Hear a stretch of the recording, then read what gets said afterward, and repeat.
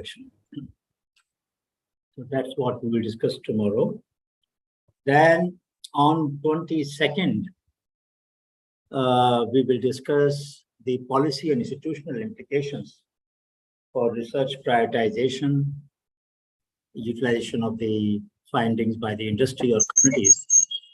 I would like if you could present some of the experiences that you have, challenges you have faced in scaling up your innovations or your solutions or other solutions from your lab. That will be very helpful. So I would suggest that you will prepare for 22nd little bit and discuss with your fellow seniors and other students in the lab what challenges have they faced when they have to scale up the solution they have developed, either for industry or for social application, as the case may be. That is for 22nd. Then we have 25th, 26th, and October 1st. If need be, we can adjust some dates. That is not a problem for us. 25th, 26th, and October 1st are the 3 dates that we are suggesting for presentation by you. October 1st is meant for those who are still collecting information about Synopsis. Synopsis is not the final project. It is your plan to do a project. I will repeat, please don't present just ideas of creating awareness about some general issues in some community. Those kind of projects I would not encourage. We would not encourage. Projects must mean applying your domain knowledge if possible, but in some cases, even going beyond the domain knowledge and addressing some real problem of real people and solving that. So that's what our intention is. I'll stop here. Any question about the plan that we have? Any conflict in the timetable, dates? We can deal with it. We have some extra slot booked in our calendar. So if some changes have to be made, we can make some changes. Sir, I have a question, sir. Please go ahead.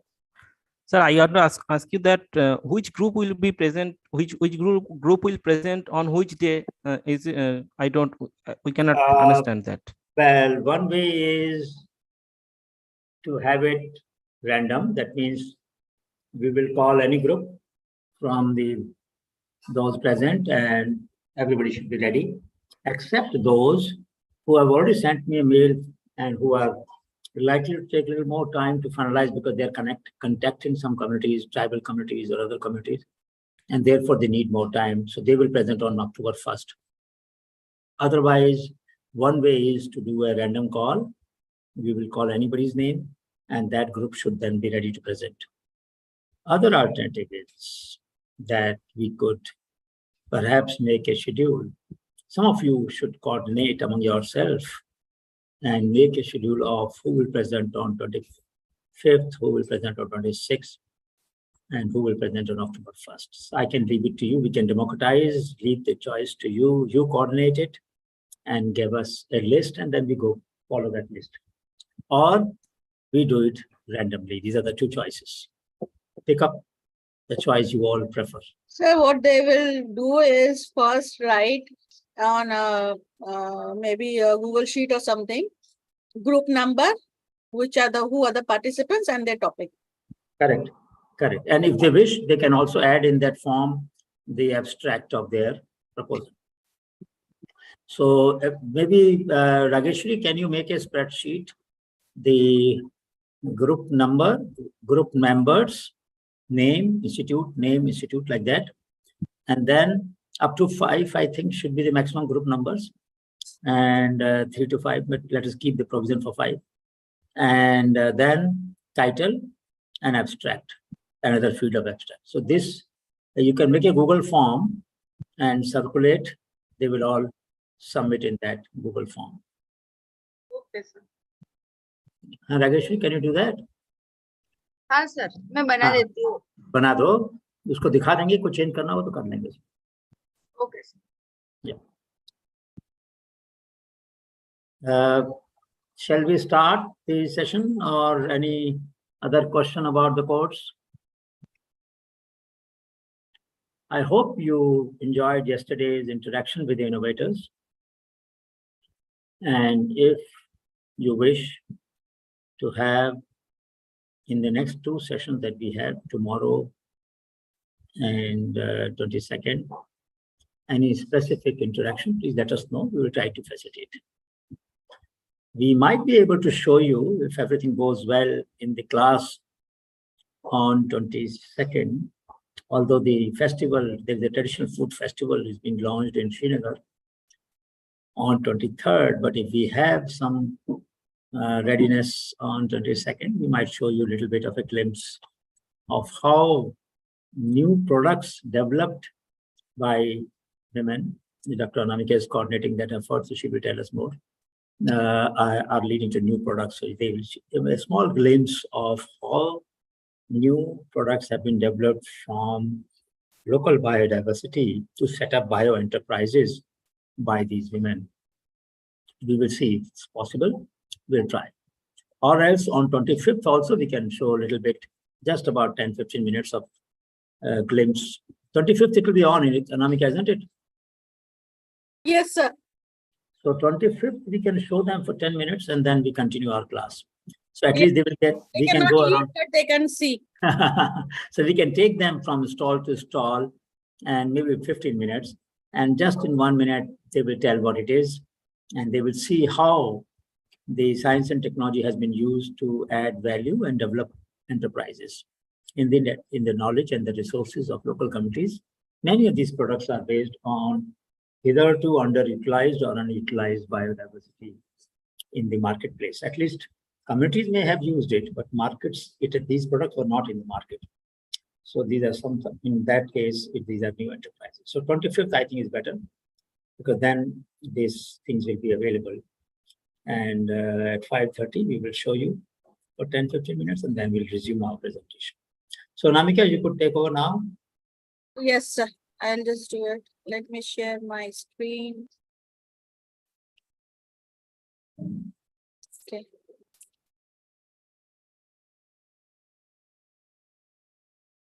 Okay. So as you can see, our session today is on open innovation. And it's not something new that we are talking about. I think as a society, we have been a very open culture. We have learned from each other. We have taught each other. We have a rich cultural diversity, culture of knowledge, of innovation, of ethics, of problem solving. And we will see how. Just give me a moment. Give me a moment.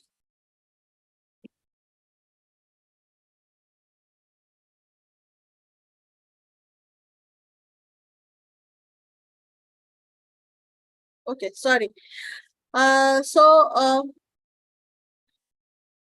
We will, in this class, what we will do is we will take a few examples, study a few models, and see what we can learn from each other. Now, in the meanwhile, while we are discussing the different models, I will also, let me see if I can see the chat. I will also like you to share some of the examples in each of the category that we discuss next. Of course, this is a photograph that Professor has taken and his favorite one now, a frozen slice of imagination. So when we freeze our imagination, what happens? I think, Professor, you have told about this one, about, what do we call as innovation? I want to know whether they remember it. Idea was just to check. Okay. So, do they remember this? Okay. Can anybody explain that? Because we get a check on whether what we are saying and what we are sharing, do they remember it? So can anybody summarize that? We did discuss it in earlier class. Can anybody tell us what it is about? Not so difficult to imagine because we had to just take one example and tell us that it is clear, so that we then, when we proceed, we know that certain definitions are clear in your mind. Anybody Okay, would so like to- or what we can do is, it is evident that we are talking about newness in material, method, application or business model. Okay, so now give me an example where everything remains same, but the material is the easiest. The material has changed. Something that the functions are same, but the material has changed.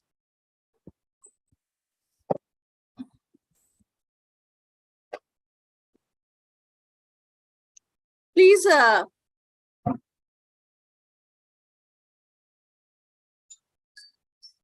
write down an example from your lab or from outside, from anywhere.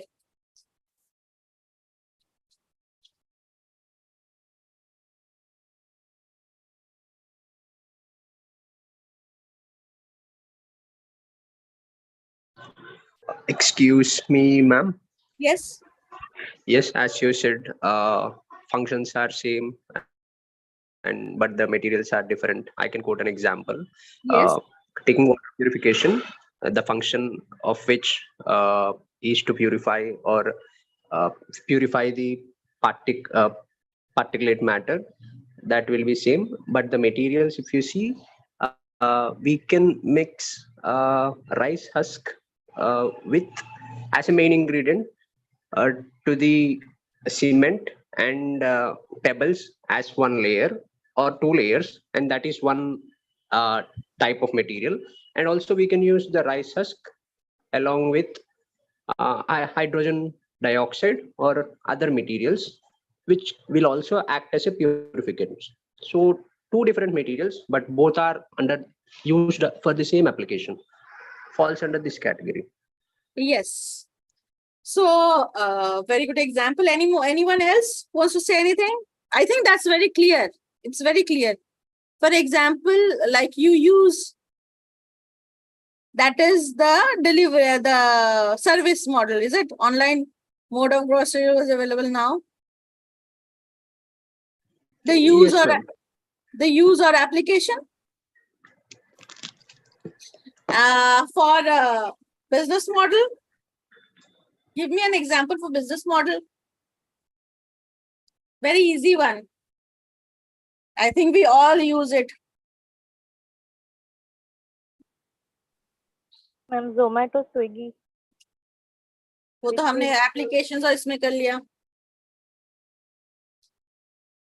Business model बताओ, जहां आप किसी और तरीके से अपना जो cost है वो ये कर रहे हैं, इनकर कर रहे हैं.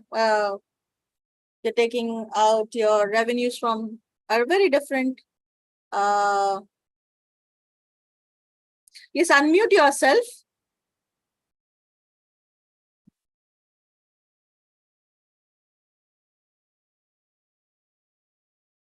What do you say about Uber?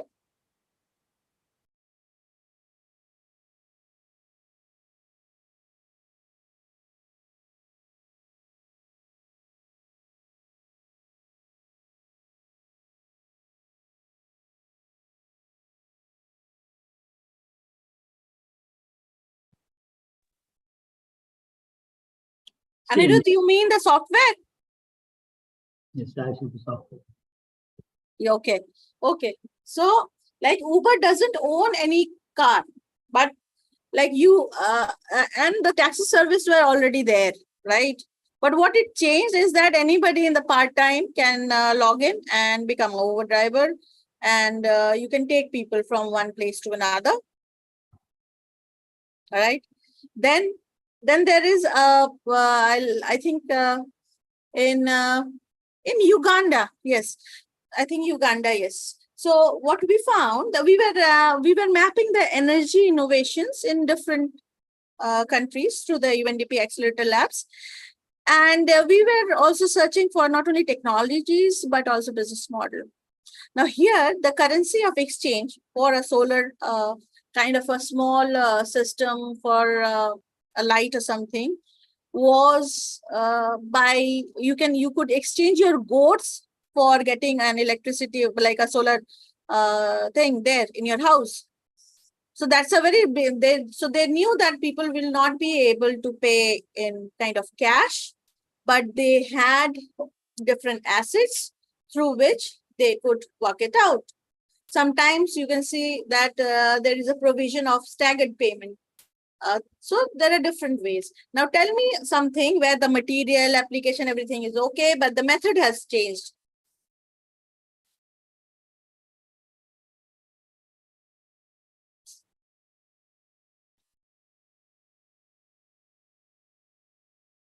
A different method, yes. UPI, yes, the method of payment has changed. Any other example?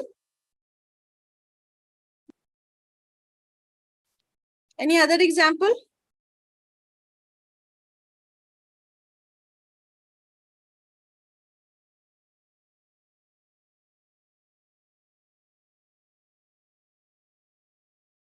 For applications, a very famous example is aspirin, of course, where you found a different functionality altogether. That was a different use. That was a different use. But Application. method is, if there is a method of extraction or manufacturing, वो तो अभी changes. बताया है उन्होंने, वो एक तो इसका पेटीएम, वो तो वो तो सॉफ्टवेयर ठीक है, लेकिन कोई टेक्नोलॉजिकल वाला टेक्नोलॉजी वाला बताओ. And something where the method of making something has changed, and that made a difference to its effectiveness. Everything else remained same. The material was same. The field of application is same. The business model is same, except that method has changed. Maybe extracting a particular compound or something. I mean, you forgot that in artemisinin, the method was changed, and that's made the Nobel laureate discovery, Nobel Prize discovery. They were making hot water extract, and they realized in a 700-year-old manuscript, Professor too, that it had to be a cold water extract. I think you had given this example. Yes, I had given this example. So artemisinin is the one case where just the method, the material was used for a long time. They were also using it, and but the stability was not there in the compound. It was not showing sufficient effect for the patients, for malaria.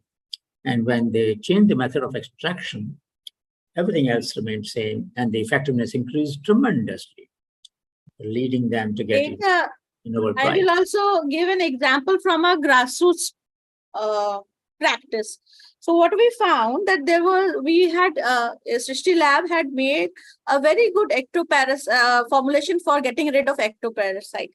Now, whenever we apply, we could get the results for a week or so, and again there was again a reinfection. So we were like a little flabbergasted that why is it happening? It is recurrent, and we were doing it in one of the cow sheds, Gosala.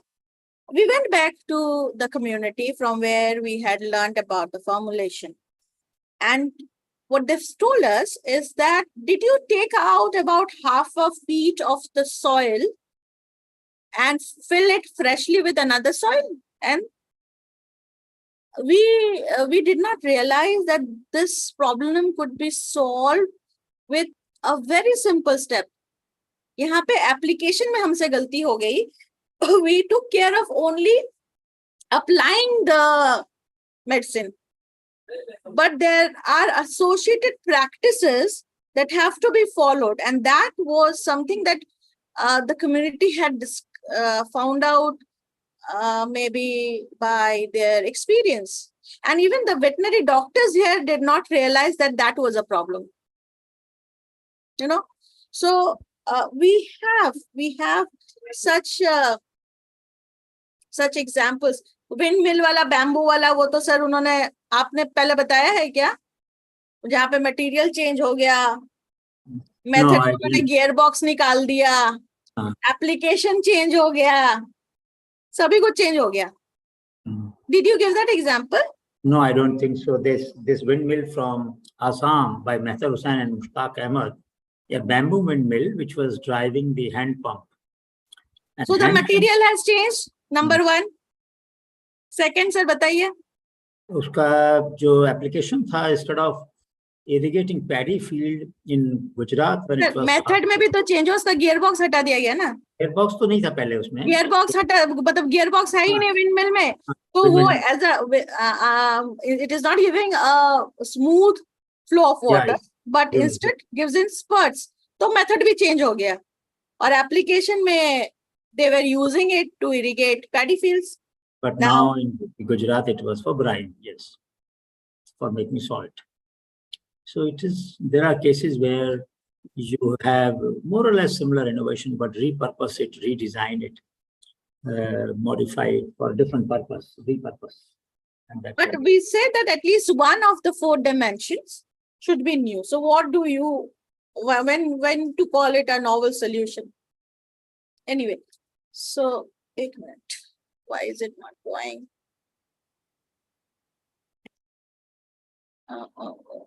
I screen think को press करके फिर जाएगा. Screen को पहले press, हाँ अब जाएगा. 1 minute, sir. हाँ. We were talking about this model, in fact. When we make an intervention in a community, because when your solutions are made, it will go to some industry or somewhere, right? It will be applied. So how do we like model this with our experience with the community or researchers or industry, whatever you want to say? For this this paper, we had taken it as a community and how the different steps towards climate resilience were being taken. Okay, why? So we are coming from a novelty to the way the knowledge system works and how openness in knowledge systems affect the overall quality or acceptability of your innovation. Now, so in one side, we have the degree of openness, like how open are you to learn from others or share your things. It is both way. It is not only one single way, but both ways, how you can learn from others, and also you are ready to share whatever you know, whatever you have, whatever knowledge you have, you or your lab or your peers. Okay. And the degree of self-governance. Now, degree of self-governance means I can articulate the problem, I can think of solutions, and I can put them into use. यहाँ पे शायद sir आपने छाया ठाकुर का example अभी दिया हुआ है क्या? नहीं. Okay, so what Chaya Thakur, a class 8 student then, now she's a grown-up girl, what she saw is that during the breaks, children will go to the tap and drink water from it. And she was a small, tiny little girl. She could not reach in the height. So somebody had to pick her up and then she could drink water. So she came back and she thought that why do we have to have all the taps at one level? It could be made into a slant so that the smaller kids can drink from here and the taller kids can drink from here. So she thought, but then what happened? She spoke to a teacher, got it made, implemented in her school. And so instead of just, like you saw Sazia yesterday, the degree of self-governance in our innovators is quite high. I mean, they take the challenges and they get things implemented. Chaya Thakur, she was merely a 14-year-old girl. She got it. So as a community also, the degree of self-governance impacts the knowledge system and the exchanges that happens within the system or with the outside communities. Now, if you see, does anybody want to explain this? It's very evident. You can choose any of the one square, rectangle, any one box, and explain it. Any one of you would like to do that?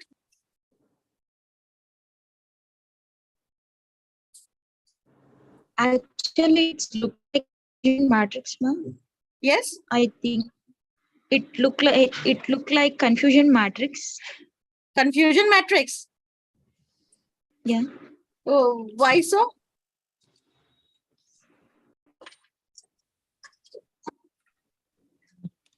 Because of it is. I think it is 2 into 2 confusion matrix. So this low to low indicates I think true negatives, and this high to high indicates true positives. I think so, ma'am. Yes. Okay, that I understand. Now you tell me, what do you mean when your degree of openness is low and the degree of self-governance is also low?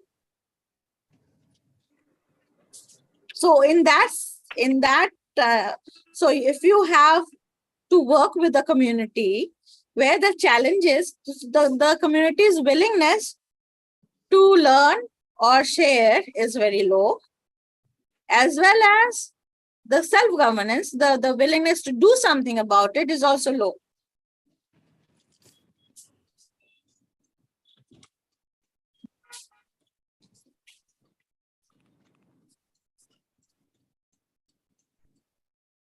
Nagamani, What would you do in that case? It's a very interesting. what would you do when a community is not open to share or learn, and as well as they are not capable enough, maybe? Yes, go ahead. It leads to Actually, closure of the community, ma'am. connection is disconnected, ma'am. Actually, the internet is bad here. Oh, okay. Sorry. Should I close my video? Just give me. Okay. So anyway, so here what happens? We call it heteropoiesis. That is, koi aur aake karega. Somebody else will do it for me. In many such examples, many such communities where people are not trying something new, they are not open to learn, they are not open to share whatever they have, and they also cannot govern or articulate their problems. So somebody else will come, articulate it for them, give them the solution, and that is called heteropoiesis. Now what happens?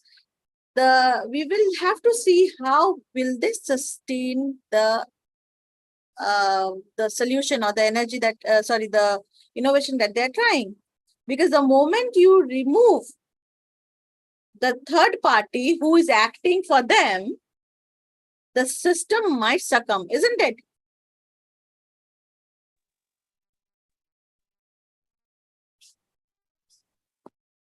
Does it happen in your labs? Yes, ma'am. It do happen in the system sector. Right? Because Yes. jaise hi, suppose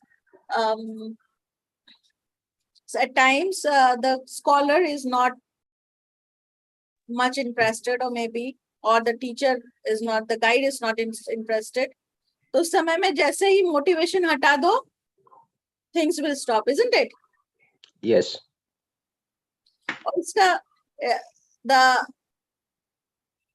The other side, if if we move anti-clockwise, is called autopoiesis. Autopoiesis, those who have studied biology will know. Can anybody explain what autopoiesis means?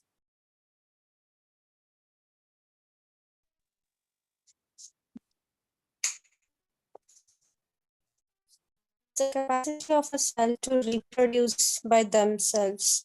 Not only reproduce, but Reorganize. reorganize. Correct, self-correcting systems. Right? So what happens though, their openness is low, so they might not be willing to learn or share, but their degree of self-governance, the way they conduct themselves, their whole system is very, very agile. In that case, they will not wait for a third party to come and intervene. Instead, they will do whatever best they can do. Now, what kind of problems do you see here if, suppose, self-governance is high and openness is low?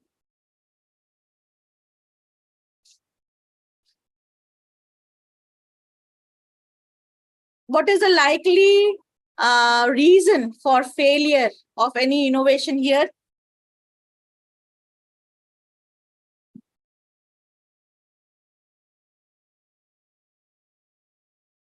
You mean in the autopoiesis, ma'am? Huh? You mean in the autopoiesis? The likelihood? Yes, autopoiesis. Heteropoiesis, we saw the failure was happening because the third party, when you remove, the whole motivation, the incentive, everything gone. So system will succumb and it will stop. Autopoiesis में क्या problem हो सकती है? What can be the problem in autopoiesis? Yes, when people are not ready to accept changes or challenges, innovation, right? कभी कभार ऐसा भी होता है, we are so engrossed with our own ideas, with our own darlings, that even if somebody is suggesting a better idea, a better innovation, a better way to do things, we remain closed, right? Isn't it? Yes, ma'am. Yes. So now next comes high. So high openness and high self-governance, everything is good. What happens? Co-creation. And that is what we will want you to do in your synopsis, in your thesis, in your problem or in your projects, where we also learn, but we can also correct ourselves. And self-governance will also mean, I think we can talk about it here only, autonomy and agency. पता है autonomy और agency क्या होता है?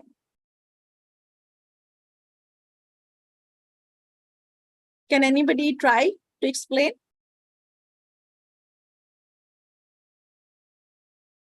Autonomy is your freedom to do something, isn't it? Many of you might be very autonomous. Like professor might like to quote my example, but it is true for many of us that we are very autonomous. We can take decisions, act upon them, right? An agency is, agency का मतलब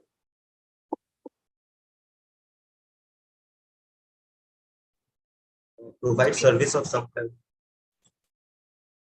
that is you are talking about business. I am talking about social sciences. Agency means agent मतलब कोई चीज करने की क्षमता.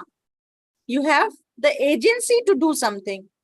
So not only you have the freedom to do, but you are also capable of doing it. And that happens when your degree of self-governance is high, as well as your degree of openness to learn is high, because then With that only you can develop your agency. I mean, you cannot just learn everything, know everything, and come and say, no, you have to learn, right? So, in this case, co-creation happens, and that is what we are looking for in your presentations. The last one, when self-governance is low, but openness is high. Now, I may not be very good at something, but I'm open to learn. Many of the companies do that. Crowdsourcing ideas, crowdsourcing even problems. बहुत सारी companies है who launch such programs from time to time and to crowdsource ideas, to crowdsource what are the pain points, what are the problems, right? आप लोगों में से कभी किसी ने crowdsourcing में co-creation, I know you might be doing in your lab, crowdsourcing वाला कुछ काम किया है, where you have sourced ideas from somewhere else, from others?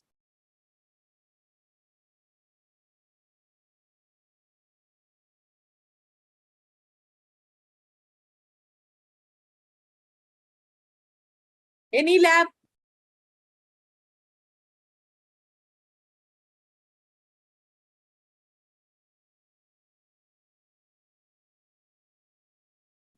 CSR का बहुत अच्छा एग्जाम्पल है जो लास्ट टाइम समीर सर हमारे साथ थे, the open source drug discovery system, उसके बारे में सर प्रोफेसर शायद आपको बताएं. Apart from that, any other example?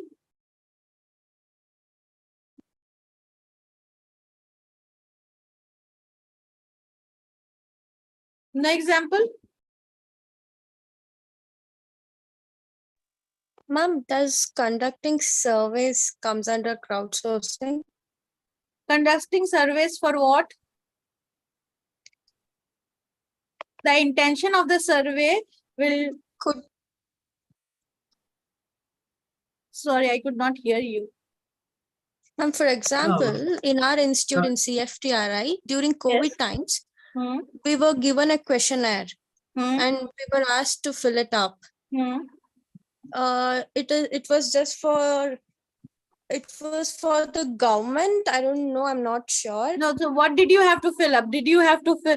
So you, what did they ask for? What were the information that they were asking? First thing was whether we were vaccinated and whether we had symptoms. If we had symptoms, for how many days. Those are only processes, right? Yes. But did they ask for solutions? Not really, ma'am. But when you ask for solutions, that comes under crowdsourcing. Crowdsourcing. Okay. Right? When you say this is my problem and I need solutions, not everything will be useful, but still people will give you ideas and then you can take them forward. Okay, ma'am. Okay. Anybody else? Any question till now?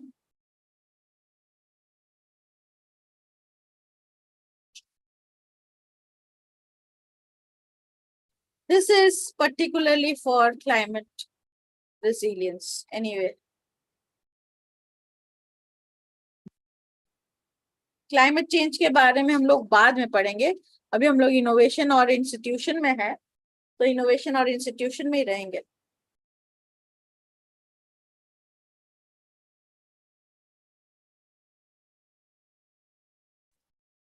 This thing we have done, right?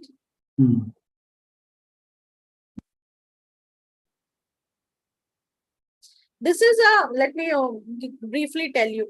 This is a small, this is a model we found out during my thesis, where we were trying to see how small farmers or marginal farmers deal with climate risk. They can either combat or control, cope or adapt, right? And we were also seeing how each of these models that we discussed were helping in creating an open source of knowledge pool. So that, because open source knowledge databases are important. Why? Because even strangers can learn from them. People who do not have direct contact with you, they might end up reinventing the wheel. But most of this that happens in the community remains in the community. At times, they don't even travel to even a few miles. So the idea was how to ensure that this knowledge system remains alive and remains accessible. जो बाद में हम लोग accessibility, assurance, ability इसके बारे में पढ़ेंगे. So how do you make your systems available or accessible to people either now or in future? And now many of these, what we found, that some of the things that the government did, or even some of the experiments that we do, they remain at times episodic. Like एक बार आया, एक बार चला गया, or एक बार like you get floods and then nothing happens. That's it. Intermittent. That it happens every time. Like the floods in Brahmaputra. Professor will be very happily telling you the story of Brahmaputra. That's an example worth quoting, but I will leave it to him to tell you about risk and opportunities. Okay. And then sometimes they are sustained, where community has evolved a knowledge system which can deal with stresses which they have dealt with more often. And this also helps in developing the taxonomy of such risk or such things, such episodes. And that impacts increase or decrease resilience. Now, I'll give you one example for this. You know, the Eskimos.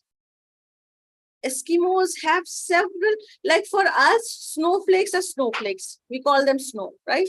But Eskimos have different nomenclature for each different kind of snow that happens. Like, and mind you, they are not able to see it in the microscope, the structures, the beautiful starry structures that we see.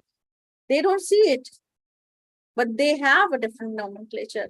Similarly, at different places, there is a different nomenclature for the soils. मतलब सिर्फ sandy loam या sandy loam ऐसा नहीं है. They have different nomenclature for it. So, and different ways to understand the properties, right?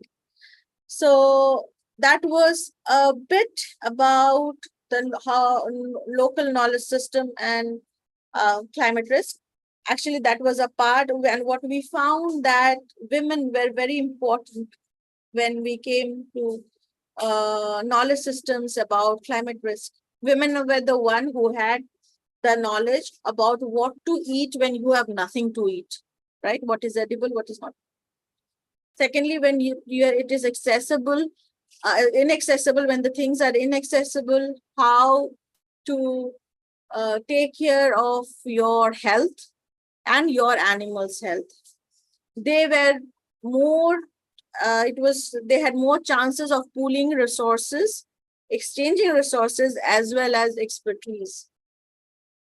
So, and that was a very ethical exchange. Why? But we found that even upper class or lower class women, they used to work with each other. And then we asked, why do like upper class, like a Thakurain वहाँ पे जैसे बोलते हैं, go to a Shudra and work with them in the field. And what she said was, घर पे तो हम दोनों औरतें ही हैं. So when we come back, we are still women only. And that was the power of solidarity that we saw in Eastern Uttar Pradesh. Now, for the institutional perspective, Professor, would you like to take it up? telling them about how open source knowledge pool is impacted and how accessibility, assurance, and ability can change the dynamics of the model that we were discussing. Yes. In fact, it is very important that we look at the open knowledge, and from open knowledge, we move to open innovation. So most of you, at one time or the other, have drawn upon knowledge from internet, accessible to you, even from, or mostly from, unpaid databases.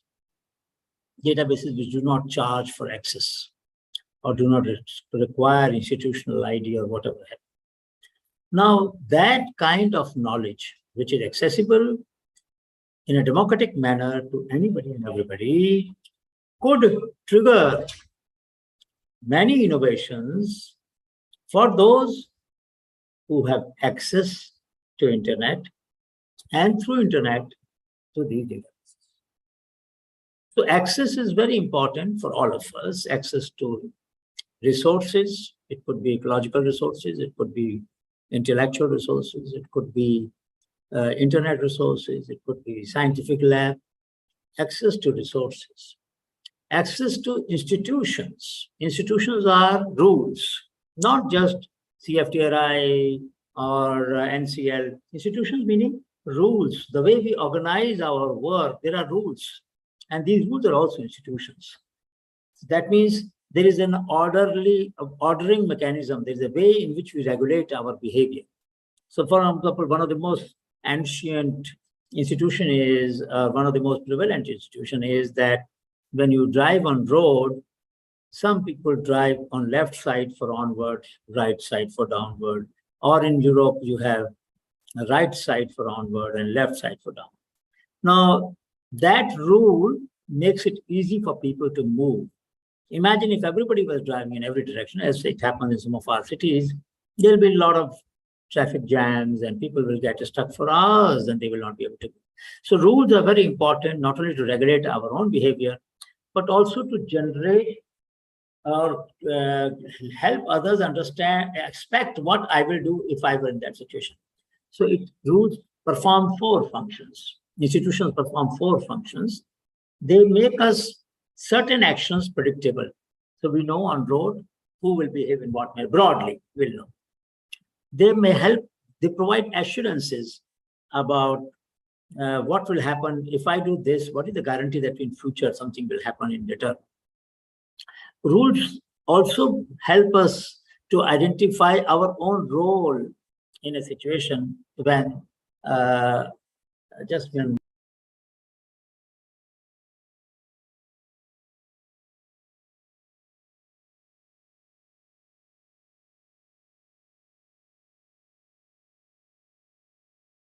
give me 1 minute. It is possible that power may go off. I'm just going to put the power cord. Give me 1 minute. And I don't want to risk, but if it happens, don't worry, I'll join again. So rules help us to generate assurances, rules provide predictability, rules help us to identify our role in a situation where multiple ambiguities exist. They clarify our roles. So institutions are very important. Technology, of course, we understand. And the culture is a shared belief, which help us to understand how, what are the norms of good behavior, norms of good situation. So these are the 4 dimensions on one side: resources, institutions, technology, and culture. Other side, we have access, assurance, ability, and attitude. So access to resources, access to institutions, access to technology, access to culture. So for example, there's a cultural norm in some cases that women are not allowed to attend the panchayat meetings, or in many meetings, they are not supposed to come, men only will go there. Now that's a cultural issue. And unfortunately, it may prevent women from accessing certain kind of knowledge, certain kind of resources. As against that, if you go to mountain regions, the cultural issue is that every discussion takes place in the kitchen because that is the warmest place. And man will sit there, everything will be discussed there. Everybody knows what women would be part of every discussion.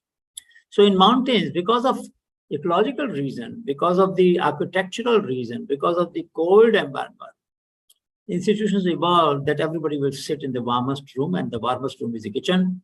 And therefore, all the discussions took place. The design of the kitchen is very different in mountain. Many of you must be knowing that, those who come from mountain regions, as compared to, let us say, plains and other places. So let me share with you. Let me share with you. Presentation. I'm sharing in Amrita.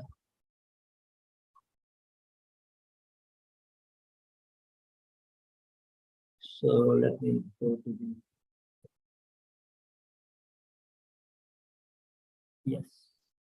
So it is very important that we realize, let me just see if I can move this a little bit.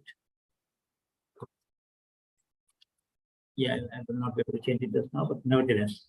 So ecology, the accesses to different resources, institutions, technology, and culture. Then assurances. Assurances are two kinds, vertical and horizontal. If I do this, what others will do? That is horizontal assurance. Vertical assurance is, if I do this, will in future I be allowed to benefit from it or harvest it or use this resource? So what is the assurance about resource use, institutions, technology? Will technology work the way it is promised? Many times we have not done a pilot in the field, we have done a lab scale, and industry may find it difficult when they scale up or when they do it at industrial level. Sometimes they do not find. So there are many times in technical licensing, there's a provision, there's a clause that you will have to help us to implement in our industry. They are seeking assurance that it will work the way it is claimed. Culture. So can I call you in future? Who can I call if I get difficulty in using the solution that you are providing? So what is the assurance that there will be a solidarity among the members of a value chain? Ability is the skill. I have access to resources. I have access to institutions. I have even access to technology, but I don't have the skill to convert resource into technology or resource into output. What's the point? How will I help?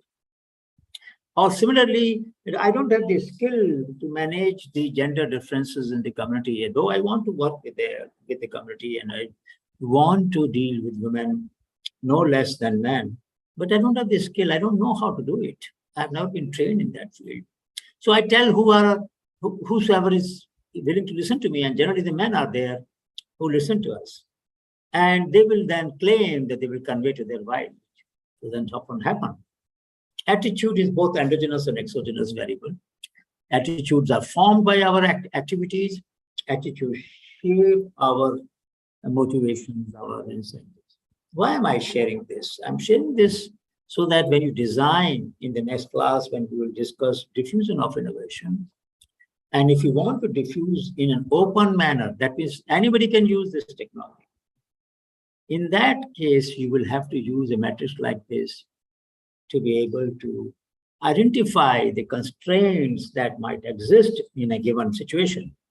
And this matrix will help you to identify challenges and develop your strategy to deal with it. Those of you who would like to discuss in more detail, write to us, and I'll be very happy, we'll both be very happy to share with you separately. We're taking some example of yours and demonstrating to you how we can use this matrix to understand the landscape of technology in an open framework.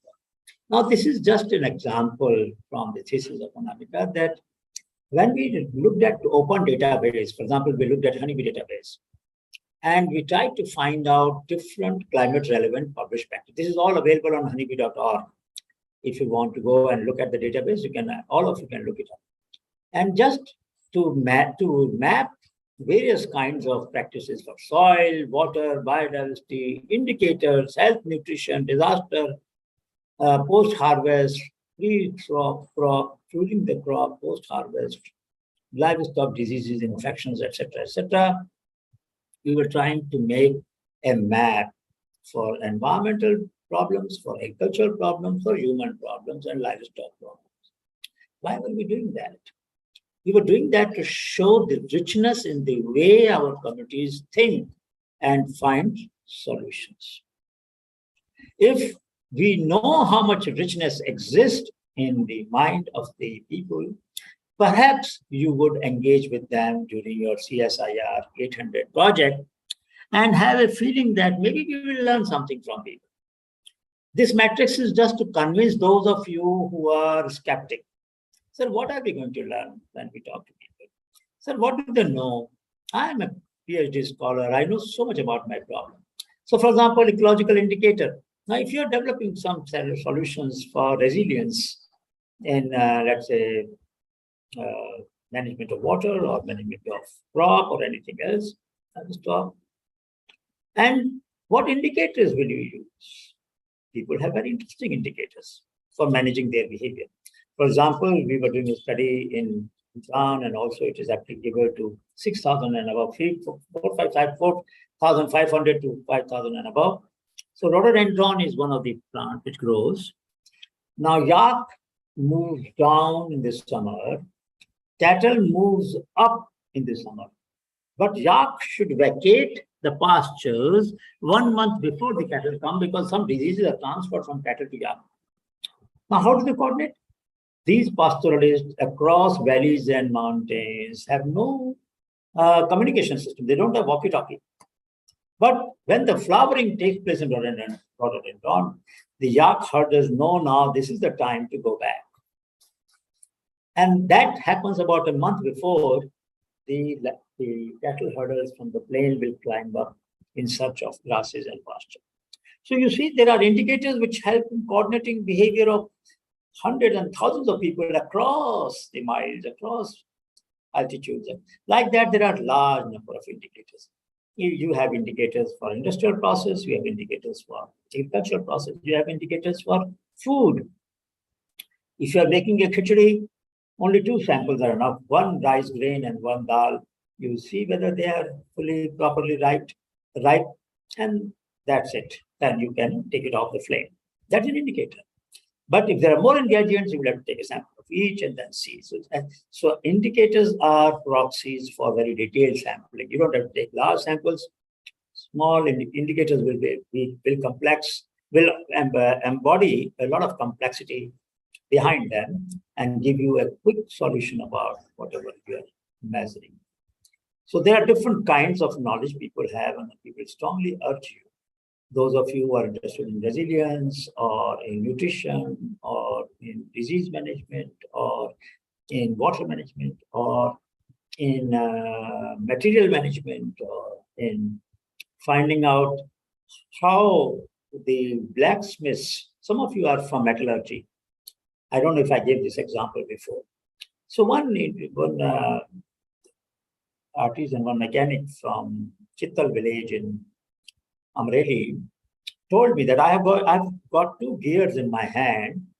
One has a temper, one doesn't have. I don't know whether I gave that example before. Sorry if I've given that already, but I'll repeat it anyway for those who were not present at the time. So he said, how do you find out which one has temper in it? Now, I had no idea. So he said, okay, I'll drop them on a sheet of iron, listen to the sound, and tell me what is the difference. So he dropped both the gears one by one, and I could see that one had a little more resonance. I said, this had more resonance, this had less resonance. He said, that is the point. The one which has been temper means they will heat it and cool it, heat it and cool it a few times. They will heat it, then put it in cold water, then heat it. It gives it strength, the gear. And that indicator was a very practical indicator. Now, scientists may not use that indicator. They may have some measuring device by which they will measure the temper. But what is the harm if there is a easy way, if sound as an indicator can give you the degree of temper in a material like iron or steel? What's the harm in knowing about that? Maybe it will help us to do certain things better. I'll give you another example of indicator, which I learned from tribal people. So many tribal people in the coal mine areas, iron ore areas, they mine the iron ore. You know that they used to make their arrowheads and their spears and all that from iron for a long time, thousands of years, 10,000 years. So they needed to smelt it. So they will have a furnace in which they will smelt the ore. Now you know that furnace has to be broken at the right time to be able to generate these molten material. If you burn it for too long, it will become ash. Oh, so they had to find a way. So how do you think they would measure the right temperature when it is right to break the furnace? And they used to use a pipe. They will put the pipe on the furnace outer body, hear the sound of the fire. By listening to the sound of the fire, they will estimate the temperature. They didn't have a thermometer. Now, that's a very interesting heuristic. I'm not sure whether in IMMT or in other labs, you would have such heuristic for measuring the temperature. So it is, sometimes you will find new ways of defining problems, new ways of looking at it. In agriculture, it may be interesting for some of you who are working on NCL, people might find it interesting. You know, indole acetic acid, IAA, is a growth hormone, which is used for promoting faster growth of certain kinds of seedlings or seed. In Karnataka, some farmers discovered that the buds, when the ragi is germinated, the plumule of ragi has very high content of indole acetic acid. In cotton, there is a problem of ball shedding. The balls which are formed, sometimes they drop down. Now, at that time, you take the extract of ragi plumule. Many years, 25, 30 years ago, I learned this practice from Karnataka. And they will apply that, and this will help in preventing the ball shedding. So this is very interesting that you can develop new sources of hormones, pheromones, growth promoters, regulators. And therefore, I would strongly urge all of you, wherever possible, wherever you think it is relevant, talk to people, talk to potential users of your solution, discuss with them. And as Anamika mentioned, if openness to learn is high, and if self-governance is high, that means you want to make an impact through a project, you are also very autonomous and have high agency, then you will do co-creation.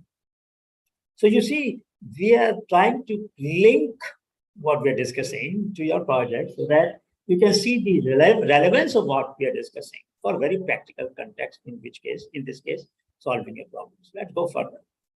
And now I will present a model which has 4 dimensions: reciprocity and responsibility. High reciprocity, low responsibility, high reciprocity, high responsibility. Low reciprocity and high responsibility, and low reciprocity and low responsibility. This is an open innovation, one of the model of open innovation. So let's say high reciprocity and low responsibility.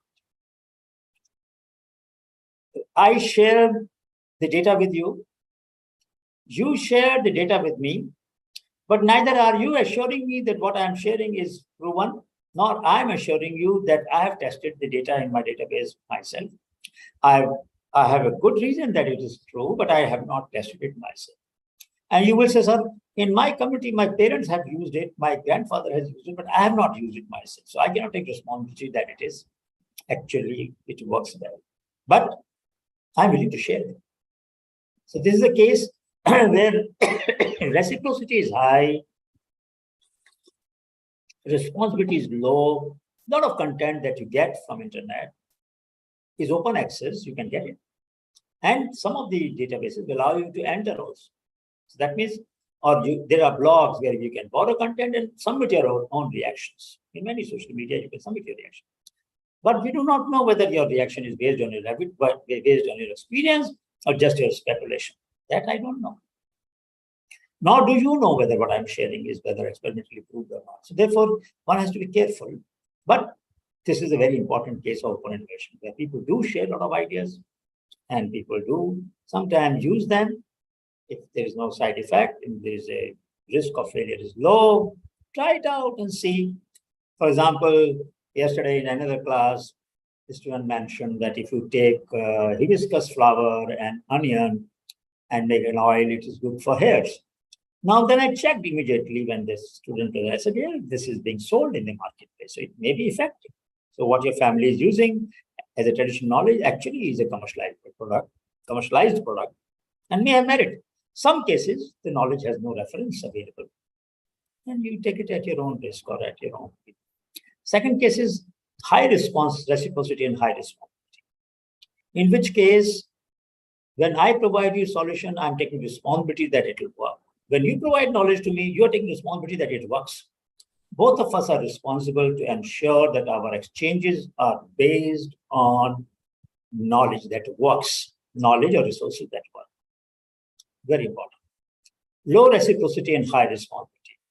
Now, I have got good solutions. You have many solutions in lab, which somehow many times lie on the shelf.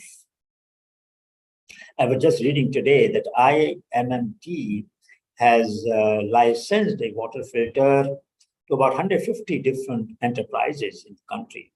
That's a great news. I just read it a few minutes back before the class. And millions of people will be reached, millions of liters of the water will be cleaned by using these filters that they have made. Now here responsibility is high and reciprocity may be low in the sense that you have given to the people, but people who are using it may or may not give you feedback. And you may also not go to find the feedback. Though you're sure that your solution is good, but at some time it is useful to find out. We were in Dhimaji, Assam for a Shodh Yatra, and we found that when people were using their conventional sand and clay and pebble filter, water used to become clean. When we took that water in a bottle and started walking, after some time it became brown. That means dissolved iron oxide, ferric oxide in the water after oxidation became brown. That means all the iron was not cleaned from the water through the filter that they were using. The problem remained unsolved. We needed to design a better filter. So we need to know up to what level of iron, for example, this filter would work. We may have done that parameterization. We may not have done. I don't know. I am really not aware. But if some of you are from IMT, is anybody from IMT here in the class? It'll be nice to take a practical example. Yes, sir. I am from IMT. So you know about this filter that you have recent that there was a tweet yesterday. You know about this filter? Sir, I work in the same department. I'll tell you, it is called Terrafil. Yes, it is called Terrafil water filter. Terrafil, yes, sorry. I work in the same department. Oh, why not? Very good. So tell us a little bit about this innovation which you have diffused to how many? It says about, it has been given to hundreds of licensees available in 1 to 50,000 liter per day capacity. And the cost is 2 rupees per ton. I mean, it seems to be a very landmark achievement, as rightly claimed. Very, very important. After a long time, we have a solution. But now, tell me, does it have any boundary conditions that if contaminants are up to this degree, then they will be filtered. But if they are beyond this, they will not be, or they will be passed on. Is there any such constraint in this? Any idea? Sorry, I'm not the right person to talk about that concern. You know, from the same department. My work is on the research work is different. So I only know that there is a water filtration work that is going on in my department. And I know some composition that they use generally to make the filters out. And they mostly scope or aim for removing the iron content. Yeah, so I would like to know tomorrow, maybe in the next class, you can tell us. Tomorrow we have a next class. You could tell us, find out a little bit more about tomorrow. Or they can bring in somebody from that team. Or you can invite somebody from that group to the class. And it would be nice. It would be nice to take that as a case study. Take that as a case study of diffusion. Tomorrow we are going to discuss diffusion. So why don't we have either a student or a concerned faculty who could take 10 minutes and tell us the boundary conditions of this filter and how did they succeed in licensing it to the number is given here. Let me read it out. It has been licensed to 120 MSMs, 120 companies, NGOs and government agencies. And it is estimated that it will produce 60 million liters of affordable and safe drinking water every single day. Now, this is not an ordinary achievement. So I would like that tomorrow, if you can discuss, get a story. Can you talk to your professor concerned and Yes, see if sir. we collect? Sir, may I interrupt? Please. I am from D Singh. Sir, Please go. I am from IMT Bhubaneswar, and I was in the team during the development of Terrafil water filter. Okay. So, as you said, sir, the problem with this, no doubt, it is a wonderful technology for removing iron, but the problem is it's pressurized. It can work in only gravity mode. Right. In pressurized mode, it will not work. And second, more than 10 ppm, when the raw water is more than 10 ppm of iron, then the efficiency of the filter is not good. Means we can make the point that up to 10 ppm it can work well. Now, this is a very important point that you mentioned, because in Dhimaji, the content is, let me just tell you the figure. This is the iron content is groundwater quality. Now, except iron and arsenic, the other elements they say are within the limit. But let me find out. Just give me 1 second. I'm reading a report which tells us what is the range of iron. Because my worry is that when the iron content is very high, and you said 10 ppm, in many areas sorry? Yes, so if anybody knows, if anybody from Assam knows, I will also check. This is okay. So iron is about all right. Please. So from 0.3 to 69 ppm. You, what's the name, Debrata? Yes, sir. Yes, sir. The level of that iron there in pre-monsoon region, this is a report from Dhimaji. It ranges from 0.31 to 69 ppm. That's what I told you. They were using the sand filter, clay filter, normal pebble sand filter, which was making the water clean, but dissolved iron was not getting removed. Now, our challenge is, and we would like to know, and in the post-monsoon, the range is from 0.2 to 49 ppm, and arsenic range is up to 0.109 ppm.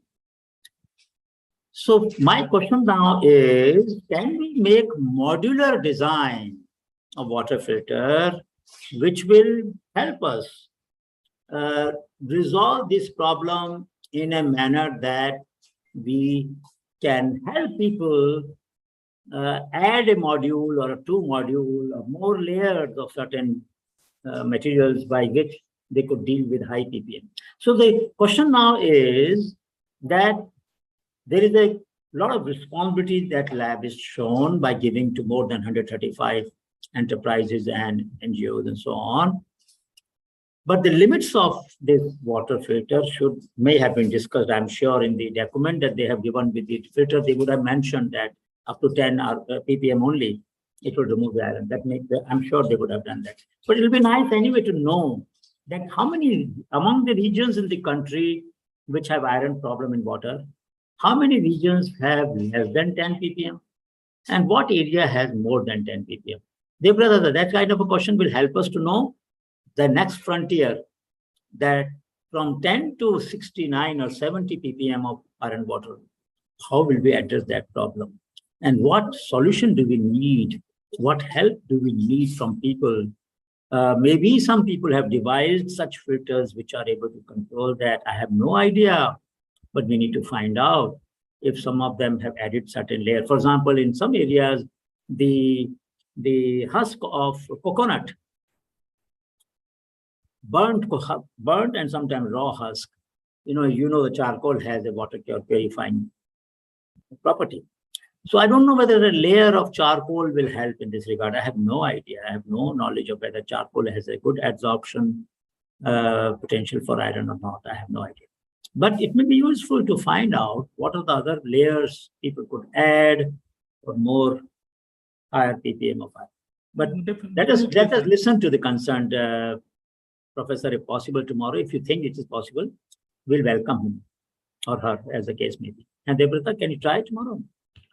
Sir, I am the scientist here working in the IMMT, and I'm doing my PhD here only. Okay.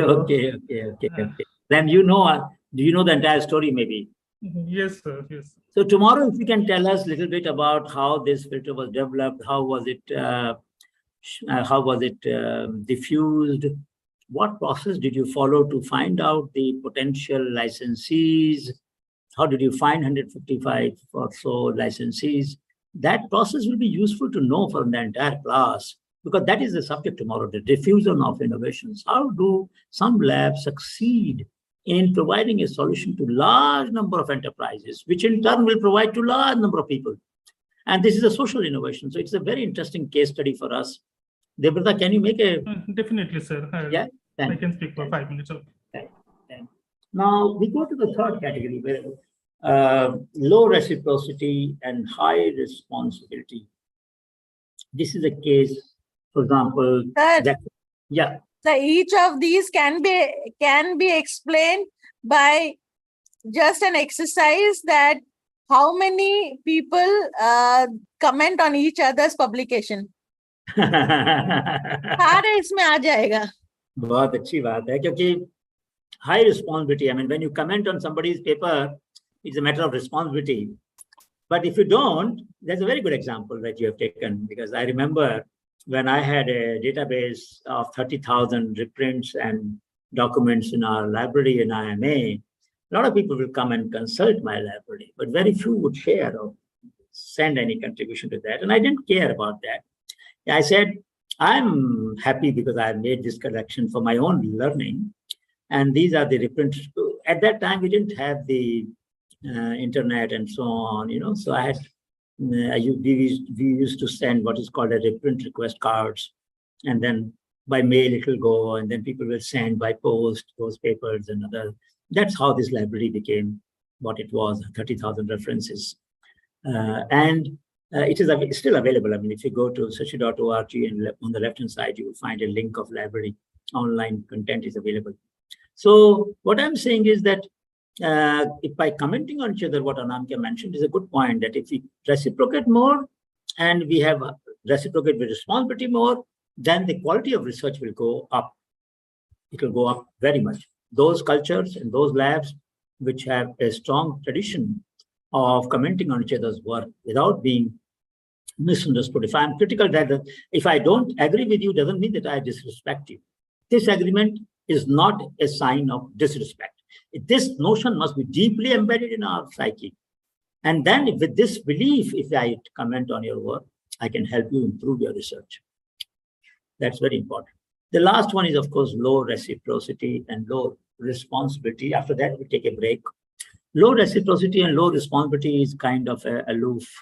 We are neither sharing much, nor we are concerned about how do we solve problems, take it or leave it kind of attitude. I am not going to give you any guarantee that it will work, and I don't care whether you like it or not. I have sold it, gone. Now you don't come back to me. I will not take any responsibility for what I'm giving to you. There are a lot of such things which are sold in the marketplace, and the seller may not give any guarantee, but the cost is so low that you don't mind sometimes buying that and trying it out. If it works, fine. If it doesn't work, you will throw it away. But the cost is so low that you want to try it. So there are some gadgets, there are some solutions of this kind where low responsibility. And there are many people who sell on the crossroads, this connecting wire for cell phones. Sometimes they work, after some time they stop working. Doesn't matter. If it works, good for you. Doesn't work, sorry about it. So there are a lot of low reciprocity and low responsibility transactions. They are open. There are no restrictions. There are no boundaries. But those systems don't grow. And any society which has this kind of behavior will never progress, will never become a leader in any domain. So it's very important that we move towards high reciprocity and high responsibility. When we give comments, we take responsibility for that. We try to care. Or we mention that, look, this is my hunch. I'm not sure whether my comment makes sense to you, but this is my hunch. In which case you are saying that it is not. I have no evidence for this, but I'm suggesting, and that also is a good comment. So responsibility means that you provide the limits of the solution. And that's what is important when we talk about a technology. Just now I checked, for example, that if we know the ranges of 10 ppm, then we should make sure that the consumers, that the regions where this is marketed are only up to 10 ppm. It should not be marketed in regions which are above 10 ppm. Now, whether 10 ppm it will clean or above 10 ppm it will release this more iron, I am not sure. That we will know from Devrata tomorrow. How does the filter work? Does it pass on or does it get clogged? We will find out tomorrow. But we'll stop here and we'll take a break for 10 minutes. Don't go away. Come back by 7:05. So we will have about 30 minutes break. Is it all right? Is it fine? 13 minutes break is okay? 7:05 we meet? Yes, sir. Or see you then. Have a cup of tea or soup or stand up, do some exercises, anything that you wish.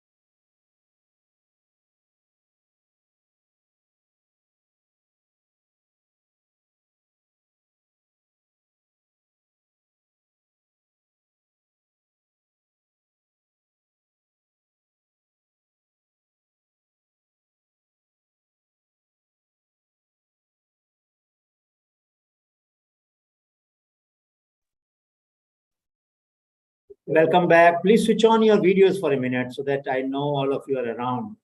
Yesterday, I got a feeling that at one stage, many of you were not there. So switch on your videos, please. Switch on your videos. I want to see your faces.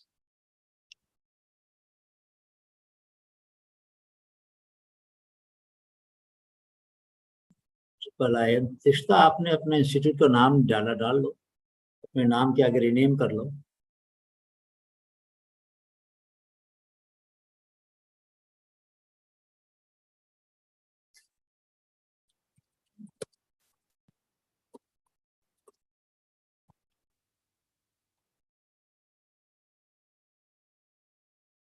So, all right. Any comment on what we have said so far before we proceed further?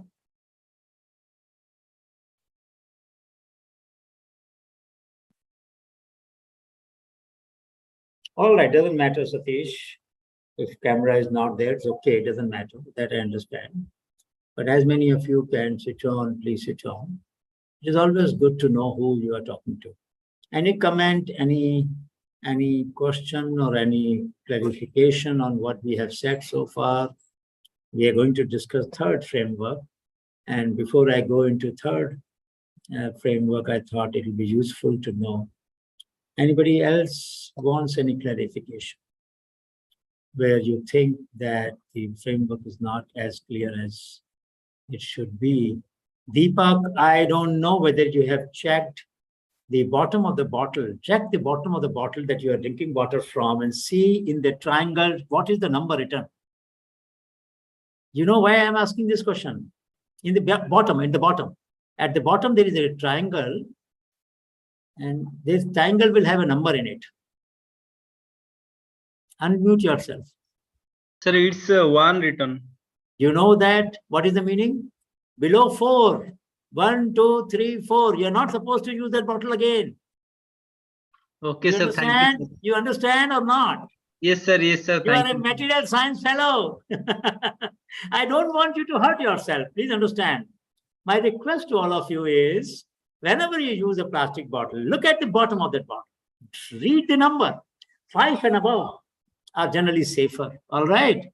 5 Yes, and below are one-time use. Please don't use them again and again. The leaching takes place, and you know better than I do what kind of compounds leach from the plastic. I don't want you to be unhealthy. All the PET bottles that are on sale for drinking purpose are generally less than 4. I think mostly are is equal to 1. So I'm suggesting that when it is less than 4, you are not supposed to use them repeatedly. It's all right, Devika. So please understand that this is just because I saw him drinking water, I made this comment. I hope you don't mind it, Deepak. It is only to ensure your good health that I said this. Well, thank you, sir. Actually, thank you for your suggestion. I'll appreciate. I did that in my class. I asked my students in IMA many times. I said, look at, I mean, you are all well-informed people, but sometimes, you know, even with all the knowledge we have, sometimes we commit mistake, and I feel sorry about that because we are all supposed to be well-informed. Somebody who knows a great deal about plastic, who is in our class who knows a great deal about plastic as a material? Anybody from NCL or any other institute who knows a great deal about plastic? I would like you to mention about 5 minutes tomorrow and tell this more authoritatively. What are the compounds which are leached when you use the bottles less than 5? What happens to your health? Can somebody do that? Because it's such an important subject. And that's about diffusion of innovation. And you know, let's have 5-minute presentation on this subject. Anybody will do that tomorrow? Anybody who knows a great deal about plastics and their effect on the health? Anybody offering, volunteering? In the interest of your collective health. Oh, Pranay, that's important. 26 September is Foundation Day. All right. Okay, we will change the session on 26th, and I will tell you the new date tomorrow. 26th, we will not have a class because it is a CSIR Foundation Day. Pranay just mentioned. Thank you for telling me. And we will not have a class on that day. It was 27th actually. 27th, we have a long class, but we'll check. whether it is possible to have on. What did you say, Nausam, that 27th is okay? What did you say? Yes, sir. I mean that 27th is the foundation day, Tuesday. Pranay, you said 26th. What should we do? Tell me. Huh? Would you advise us? Sir, Please. sir, 26th in our institute, it is on 26th. We have the OM Okay. also. No, I understand. If that is the case, then there is one possibility that if you want, we can do on 27th or 28th or 29th, but 28th Wednesday should be fine. huh? 28th Wednesday should be fine. Sorry. I'm sorry. I'm looking at September. Sorry, give me 1 minute. 27, 28, 29, 28 is Wednesday. 28 is okay. Only The 29th will be fine, sir. 29th will be fine. All right, that is Thursday. Yes. 29th is okay. Yes, sir. Fine. 29th, we will have, so 25th, which is Sunday. And I kept it on Sunday so that people who have constraint on other days can attend on 25th. So I was told that 25th, if we keep one session on 25th, many people who are not able to attend other days for whatever constraint will be able to attend. So we are keeping on 25th, then 29th, and October 1st. Is it all right? Anybody, any comment? Is it okay? I'm writing this here and I will send a mail also. Prabhat, I don't know if he's there, Prabhat or Ashwini, but anyway, we will. I will answer, Sunita, your question. Just a minute. And I will also answer the question of Shilpa. Okay, let me first give the dates. September 25th, 29th, and October 1st. Is it all right? This is what we have decided, dates for presentation. Now, coming to the questions, Sravanya, then you are traveling on 29th and 1st also. Well, in that case, if you can't do it on 25th also, then you write to us and I will listen to, both of us will listen to your presentation separately. All right? We will make an exception. Because you're going to Shisela Forest, right? Yes. Yes. I don't want you to dissuade because that's a very important thing that you're doing. I had told you that 30 years ago, I had gone to Chanchu tribe to study their way of dealing with life. And I learned a lot. I wrote a paper on that. I'll tell you later. But all right, so it's okay. Thank you, sir. Now, coming to the format of synopsis and the kind of work you should do. Yes, it is true that in most cases, we would prefer that you do some field work. I'm coming to that, Pranjit, I will answer all the questions. The first question is, what is the field work necessary? And I would say, yes, sometime to identify the unmet need, to validate a need that you have identified through your own scholarship, but you want to confirm that actually it is the problem that people are facing. So you will do fieldwork to identify the problem. Sometimes you will also do fieldwork to find out the knowledge of the people, which you can then validate in your project. And third area is where you will talk to the people to co-create solutions with them. You will see what they are doing, what you have the material. Can that be combined and a co-created solution can be developed? So some interaction with the community is strongly advised, and I will request you to consider that. The second thing that you mentioned, and I and Anamika discussed that, a 1 page or 2 page, 1.5 page synopsis with 1 or 2 references to show that you are aware of the prior work is enough for synopsis. We do not expect a detailed synopsis. If some of you want to write longer, you are welcome because of your lab norms. If some of the labs require a longer synopsis, that's up to them. I will not come in the way of writing a longer one. But for our needs, it will be enough if you can explain what problem have you found out and how you are trying to address that problem. You can delimit your solution. You can say, like, this problem is quite big, but I'm only going to address one part of this problem. And that's fine. That's perfectly okay. Yeah, okay, Lavanya, those of you who want to present on first, please do that. Send us a mail, and in that day, if necessary, we will stay longer, not a problem. Third question about format. You mentioned the problem that you're trying to address, how you're trying to address that problem. Sir, sorry Go for ahead. interruption.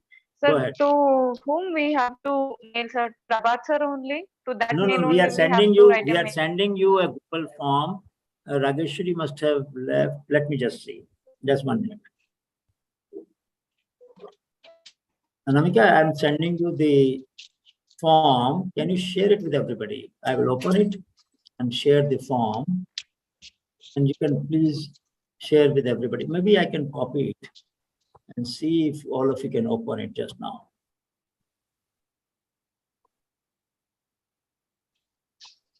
So here is the form. Please see on the chat. Try to open it if you can. Can you? Yes. You can? Any? I'm trying, sir. Yeah, please try. Please try. It can be open, sir. Yeah, I think all of you can open it. The reason is very simple, that if you add in this form, we realized earlier that when you add the form, there is no challenge while many people are addressing the form. But when you do a spreadsheet, there's a constraint that more than 100 people, if they address the spreadsheet at the same time, it creates problem. So we don't want to get it wrong. Group number is your group number. So, well, how do we find group number? You give any number. उसको form में change करके वो automatic कर देंगे. चलो उसको automatic कर दो तो बहुत ही अच्छा हो जाएगा. तो you change it automatically, then whatever number has come already, your group number will become next. I think that's a good idea. I didn't know that you can do it. Thank you. I learned something. All right. So the form is with you. Have you? Some of you tried to open it? It's all right. Okay, fine. Yes, sir, it's all right, sir. All right. So you have yes, the sir. form. It's getting open. Yeah. So you can fill up the details in this form with group number, group member's name, and mention also the tentative time by which you will submit the full report. Just a useful way of putting a deadline. Namika, maybe we can add one column, submission, final submission date. Let them specify the date because they have got their thesis work to do, their other things to do. I'll do it by tonight because I'll need access to it. It is not. It is made from her ID. Acha, so tomorrow we can do it. Tomorrow, Rageshwari can give access to it. All right. So we will do it tomorrow. We will add a column there about the deadline, or you can write at the end of the abstract. If you don't find that column, then you can write at the end of the abstract. Or by when would you submit it? Now, please appreciate that if some of you need grades, let us know. Otherwise, generally satisfactory or not satisfactory is what we normally do. Those of you who need that. Group number, as I explained, will generate automatically tomorrow. Today, idea was that each group should have a serial number. So tomorrow we will change the outline. If we can't do it tonight, we'll try if it can be done tonight. The group number would be the automatically generated number of the group. I'm expecting around 50 to, I don't know how many. We have around 200. Yesterday we had about 200. So I think it will be 50 groups of 4 members or less groups of 5 members. You can decide how many members you want to have. It will be a good idea to mention the role of each member briefly in 1 line or 2 lines so that there is no free riding. One person does the project, others put the name. ऐसा होता है कई बार, ऐसा मत करना भाई. आप लोगों के interest के लिए है. You can always write to both of us or any one of us, Samir, Samrin. We'll be happy to answer your questions. Please do feel free to write and discuss. Some of you have already written actually. have sent us some ideas. We gave our feedback. In some cases, we agreed. In some cases, we did not agree. That is all right. Now we come back to the presentation. All the questions about project have been answered? Sir, one question just. Please. Sir, where to send the, sir, how to send the synopsis, the Word or PDF file, in mail or in? No. You can add it in the form. Just copy paste. Yeah. Okay. Yeah. So it will be part of the form. It will become part of a spreadsheet, as we will see. We will try to give our feedback to each of the group, at least in a few lines. Ashwin, we can share some of the project, no doubt. The good ones, at least, we can share. Namika mentioned today three. She mentioned yesterday one, and today she mentioned one. Yesterday she mentioned about naval route for drug delivery, and there was one group which worked on what are the signs of using naval route for drug delivery among infants, and in some cases even adults. That was a very interesting project because none of us actually knew the science of it. We have experienced this in our families, mothers applying nutmeg or asphateria to our navel, but none of us knew the science. And she showed how many nerves converged at navel point, and the sensitivity she mentioned in a report, if I remember right, that when you grow up, the sensitivity goes down. So the effect is through a different process after you become an adult. But in the infancy, there is a seepage of whatever you're using into the system, and the effect is differently. So it's very, very nice. I mean, we learned a lot from that project. So that project described the science of a traditional knowledge and explained how one can do that. The project will define the problem. What problem are you addressing? What is the societal need, unmet need that you're addressing? And then you will describe the dimensions of that problem and delimit your study by saying there are 10 dimensions or 5 dimensions of this problem, A, B, C, D, E. But in our project, we're addressing only 2 dimensions or only 1 dimension because of limited time. And that is perfectly fine, because we know that you have a lot of pressure on your work, on your time. But it is useful that if you do even 1 dimension of a problem, you do it thoroughly and present something which can be shared. Unless you mention it is confidential, we will be free to share your report with anyone and everyone. We'll upload it on the CSIR 800 page at our site or at ACSIR site and upload that so that anybody and everybody can read what your group has found out. And I think it is useful because public education will increase and your upload to download ratio will also increase. All of you download a lot of content, but don't upload. At least this will be uploaded and will help you. Please put your contact information in the abstract part inside field also, so that if you just copy the abstract of your synopsis, your email will come along with it. Contact person's email will come along with it. Our work of taking the email from the email column and then putting it in the abstract column will be saved. So kindly do that. We will like to share even your synopsis.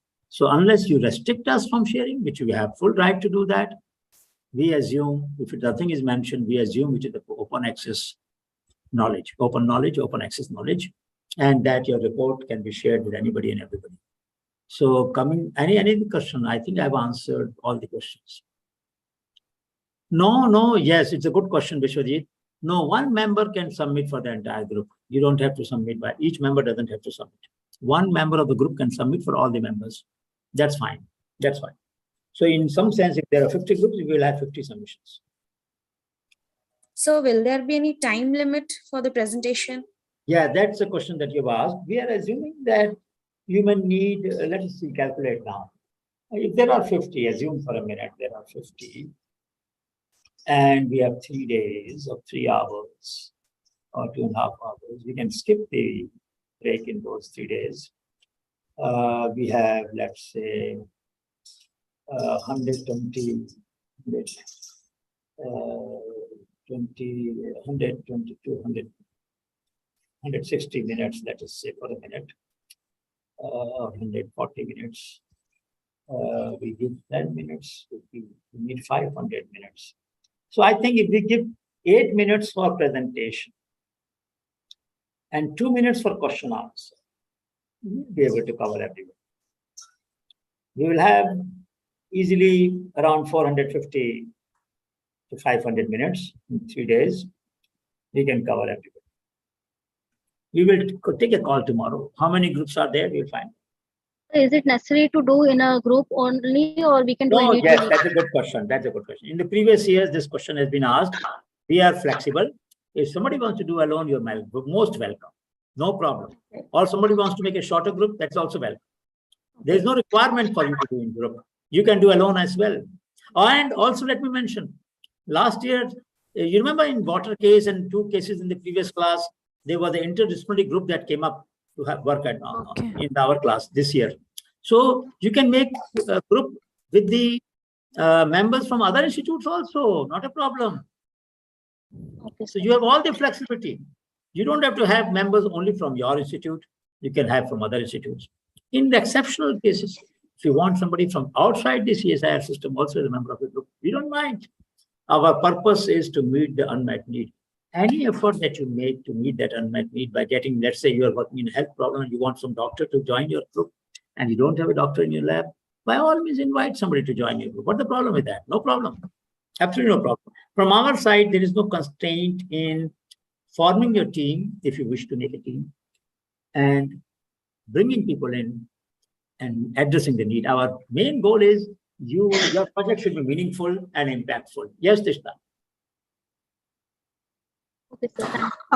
Hello, sir. Yes. Sir, actually, I have one doubt, sir. Apart from the submitting the synopsis, and if we make some device or some proof of concept, we have to present it here in our own lab also. So, as from the ACSIR, till now there is no clear guidance that they are written clearly that 3 to 5 people can make a group. So if we have making it single or some 2 people can make a project, then someone can ask that. No, we will get that clarified. I will write to Dr. Sangwan and Ashwini and Prabhat. We will get this clarified that then the group size is flexible and it can even be 1, 2, or 3 or 5 men. Maximum is 5, but it's all right. And another thing, sir, I want to know that most of the actually I submitted a proposal. I mean, in the unmet needs assignment that some bee removal device we can make. So the main thing is go ahead. The main thing is that if we have some biological background student help we can get, or some electronics people student we can get help, it will be easier for us to implement this. But my suggestion would be that tomorrow you put up or today also you can put up on the chat and invite anybody to join you or volunteer, and I hope that you will find somebody willing to help. I'm quite hopeful. Yes, sir. Sir, yeah, last time also I did, but the students are asking that their coordinator are asking to make group in interlabs, but within labs, because it will be helpful for them to conducting the presentation whenever I mean after when we have to submit the report, because we have to present the same. It is like this. It's like this. I may have a main project which I may do within the lab, but I can assist somebody as a secondary contribution, as a subsidiary contribution. I mean, you will need consultation maybe for a few hours from somebody in electronics or biology. I think people will help each other. I'm very optimistic about you helping others and others helping you. Yeah, so go ahead. That's good. Go ahead. That's okay, sir. But if the coordinators have the clear guidance about how many people can clearly written that. See, let me tell you, at that point we will get clarified about the number of members. We will get it clarified tomorrow. But on other issues, sometimes situation will be such that your lab coordinator for CSIR 800 may impose some constraint, and we will, in that case, suggest you to follow them because you have to get your degree from your lab. And yes, sir. Yes, we sir. will live with your problem. You understand my point? We don't want you to come into conflict with your lab norms. Please understand that. Yes, sir. So one more question, please. Yes, sir. Sir, as I've asked you about the field work, as I am not aware about the local language here right now, so it's one of the restriction for me to do the field work. So, like, can I No, do? but you are in Pune, and No, what is no, your sir. language? I'm in Hyderabad right now, so Yeah, Telugu I don't but know. in Hyderabad, Yeah. Hyderabadis speak very good Hindi. It's a very typical Hindi. But Hindi if you with a little specific Dakhani tone. So people understand Hindi very well in Hyderabad, at least in urban areas and also nearby. In Nizam area, Hindi or Urdu was spoken well. Or Don't you worry can seek help from any of your lab people. but I don't think you will face difficulty in Hyderabad at all. I'm quite sure about it. Okay, sir. And sir, as you have said, like we can collaborate with the other institute, like rather than the CSIR. So, can we do that with the like agriculture thing if we wanted to continue? Sure. There is Agriculture University, Rajinagar Agriculture University there. There are CSIR lab, ICR labs, Sorghum Research Center there, Rice Research Center there, DRR. There are many centers of eminence, global eminence there. And Dr. Siddiq, very emeritus scientist in Rice Research Center. You can give my reference. He was earlier Deputy Director General in ICAR, very eminent scientist, rice bidder. So in case you're working on rice, you should talk to him. I can suggest some names. I mean, you will not have any difficulty in getting help from agricultural scientists, not at all. Most of them will be willing to help you. Yeah. Okay, sir. Surely I'll see because I work on a stem cell culture, mostly things, but I'll think. Working on stem cells. Yeah. So I was just thinking. Stem cell in animals or humans? Yeah, mouse. Yeah, yes, sir. Yeah, so that will mean you will need a veterinary doctor to help. Yeah. Yes, there are there is a veterinary research institute in Rajinagar Agriculture University, and that is a very good, very reputed department. And there are also veterinarians in some of our students are there in the companies. I can try to put you in touch with them.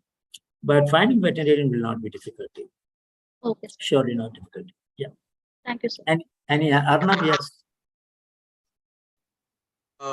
Sir, I had just one query. That is the problem we select. For example, me and my group select some problem. In case it is deemed that it is not that kind of a worthy of a problem or something, how will get to know, sir? By tomorrow? You can send a mail. When you are in doubt, send a mail. We'll try to come back to you within 24 hours, if not earlier. Okay, sir. Thank you, sir. Yes, positive. It's good to check. Good. Yes. Anybody else? Kusuma, you had anything to say?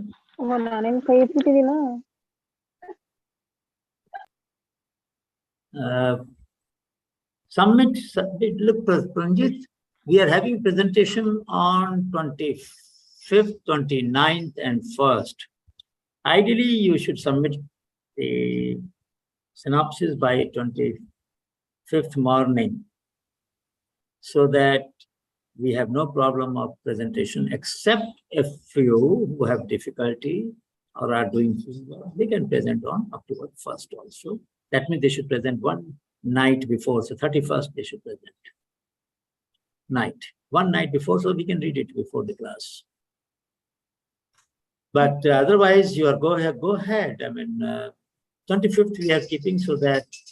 And please remember, I've mentioned it, but we'll repeat it again. If you wish to modify it afterward a little bit, you're not very sure about, say you are working on some plant or you're working on some grass, you're working on some material. You're not very sure that you will get it all. So you want to keep some flexibility, you can mention that in your synopsis. You understand that truly participatory research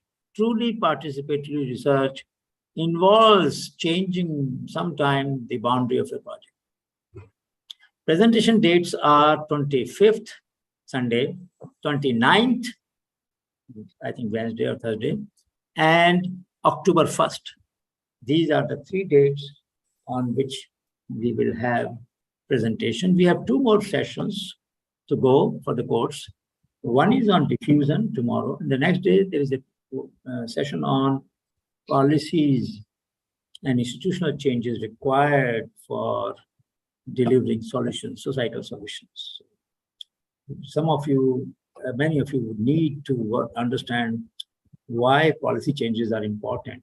And you cannot expect that somebody else will lobby for those changes. You have to lobby it yourself.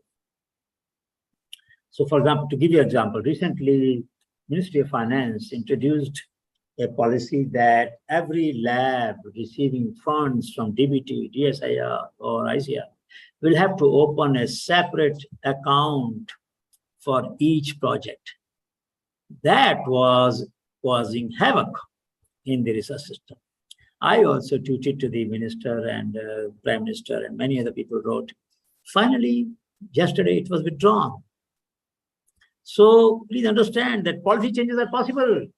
But if you don't articulate, you know, there's a saying in our culture, even mother doesn't give milk to the child unless he or she cries, you know. So crying is important. If you must cry for what you want to change. And that, nobody will change us like that. No, the presentation can be done by whichever format that you choose. One person can present, all the 5 can present. We don't care about that. Registration number, it doesn't matter. You can mention for one or all. It just for this record's sake, it doesn't matter. What is the synopsis content? What kind of question it is? How is it? I've been explaining all this for so far. You don't get the meaning? Huh? You couldn't get the purpose of what the synopsis content? Amrita, I couldn't get your question. I've explained. What should synopsis contain? It should contain the problem that you're trying to address, method by which you're trying to address, the dimensions of the problem that you need to address, but delimit your study that in this project, you will only address 1, 2, or 5 dimensions and not all of them. That's all you need to do. And for whom will it be useful? Whose problem are you solving? So there must be a constituency, a group of people in society whose problem you are solving, that you must identify. And we will request that from anybody you collect data for your project, you must share your report with them without fail, duly acknowledging the knowledge providers, duly acknowledging the knowledge provider. We discussed that in the earlier classes about ethical issues in accessing people's knowledge. So please do acknowledge people in your report if you are taking any knowledge from them, and share a copy of your report with them, ideally in their language, but at least if some of them have children who are educated, they will make sense of your report. But do share your report with the people from whom you have collected data without fail, please. Any question now? Any other question? I'm happy that there are so many questions. I wish similar will be the interest in every session, but all right, doesn't matter. It is nice to hear your concern. That means you're serious about your project. That's very good to know. So we will go to the next session, next topic, and discuss this matrix. That did I discuss it before? Have I discussed it before? Anybody? Yes, sir. Huh? You have discussed, sir. I have discussed it. All right. Can somebody explain to me the example of pollinator where you have outside in is low and inside out is high? Can you tell me which company or which organization follows that?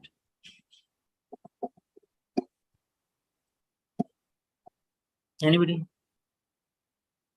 Otherwise, I have to repeat. Anybody remembers? When outside in is low, you don't need to learn much from others because you are a leader. And inside out is high. That means you share your own knowledge very widely and with open. Anyone in group can present. Yeah, koi dikkat nahi. Now come to the pollinator. Who is pollinator? Savanya, yaad hai? Yes, sir. Thinking, sir. All right. Okay, let me recap that. If that is the case, If anybody else remembers, please tell me. Otherwise, let us recap, because this will summarize some of the things that Anamika had shared earlier and I have shared in between. All of that will be synthesized now.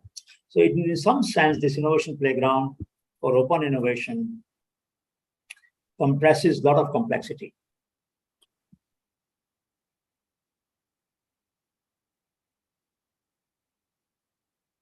No. Anamika, well. You can share to Anamika at gyan.org, or you can share with me, Anilji at gyan.org. If somebody wants to use my email, you can use that. Doesn't. All right. Okay, now let me continue. So there are 4 cells of a matrix. There are 2 dimensions, inside out, outside in.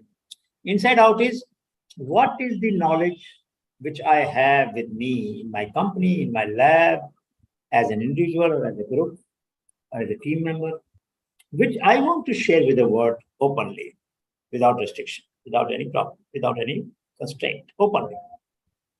Outside in is what is the knowledge that I want to take from outside. Now, some people, Cheesebro and Chessbro and other scholars, they take even licensing as a part of outside in or inside out, but I don't consider that. In open innovation, it should be openly accessible knowledge. So outside in will be, can I get knowledge from you to solve my problem? And that is outside in. So when I'm not interested in learning from you, when I'm not interested in sharing my knowledge, our behavior is like an ostrich. We will neither learn much, we will not share. We are doomed. Any country, any scholar who follows this practice will not grow in the life. Let me tell you that. People who you respect in your profession, look at the behavior of those people. Are they the ones who share their knowledge openly with any student, any scholar? Or are they the ones who keep their ideas to themselves? By and large, my own feeling is I may be wrong. You can tell me if I'm wrong. By and large, you will respect somebody who's accessible and who's open. Of course, time may be constrained. Somebody will say, please take an appointment before. That's fine. That's okay. No, I don't mind that. But the person will not, oh, you are a junior student, I don't talk to you. Ask your professor to talk to me. No, that is not open access. If you are so arrogant that you are willing to not talk to a student from other department or other professor, and you want them to come only through professor, that is an arrogant, and that is not an accessibility. So ostrich are those who do not share with others, do not provide access to others, and don't seek from others. If outside in is high and inside out is low, then it is like crowdsourcing. So P&G did, I'll give you an example of P&G. How many products it introduced once it started crowdsourcing? Crowdsourcing has several dimensions. Gandhiji did that. Maybe I shared with you the story of Gandhiji when he had announced a competition for charkha, redesigning the spinning wheel in 1920. He did not succeed. I shared that story, isn't it? Yes, so you remember that. So he was the father of crowdsourcing. Pranay, please mute yourself. Yes. So in crowdsourcing, you sometimes pay people for the knowledge that you're taking from them. But what you did with that knowledge, you don't tell them. So let's say you gave me $10,000. I gave you an idea, the formula or whatever. You wanted a paint which will be antimicrobial, and you didn't want to use titanium dioxide nanoparticle. You wanted some new material. I am working on material science. I have a material which can be blended with the paint, and it will make my antimicrobial and antiviral, let us say. So you say, well, that's good. We pay you $10,000. You make $1 million product from it. I'm not saying you pay me more, because the deal was that you will only give 10,000. When I offered my knowledge, you shared only, you had, call was that anybody who gives this solution will get 10,000. So as per the rules, I can't demand more. But at least tell me that you made millions out of it so that my confidence in my idea will increase. In future, I may not offer it for 10,000. You see? But that they don't do. Most crowdsourcing companies or organizations don't give feedback. So outside in is high, inside out. That means their feedback to me or the provider of knowledge is low. They are like a sponge. They seek knowledge, but they don't share much. The pollinator has less outside in, but more inside out. So when Tesla electric car company shared their patents on batteries, all patents on batteries, they opened up. A private company, a private for-profit company, why will they share the patents? Their idea was very simple. We want more companies to manufacture electrical car and they may need batteries and let them use our technology. Because if we need a lot of charging stations, then we would need, nobody will set up charging station only for my company. So we need to have more producers. Let the market expand for electrical vehicles. They are pollinator. They are spreading their knowledge widely. They don't need others from others because they are so much ahead of others. Tesla was like that. Those who want to learn a lot from others and who want to share a lot with others are like Honeybee Network. We have 1 million abundant patents of US available in open access at gyan.org/patent. If that link doesn't work, then techpedia.in/patent. 1 million abundant patents accessible to you for no cost. And you can use them in your research. Open access. Similarly, a lot of our databases are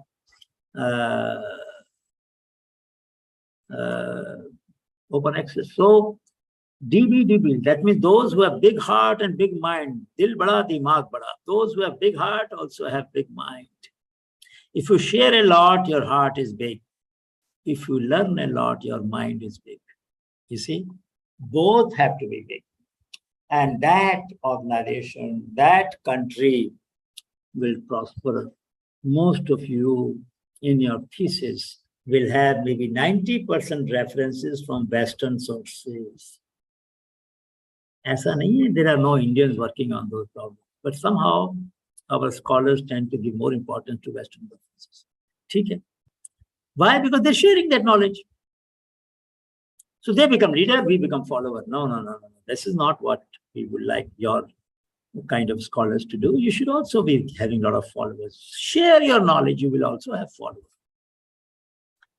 We share all our databases because then people around the world use our knowledge. And that's great. That gives us leadership in the area of grassroots innovation. Nobody else has shared so much knowledge as we do around the world. So it gives us leadership. Leadership belongs to those who follow DB.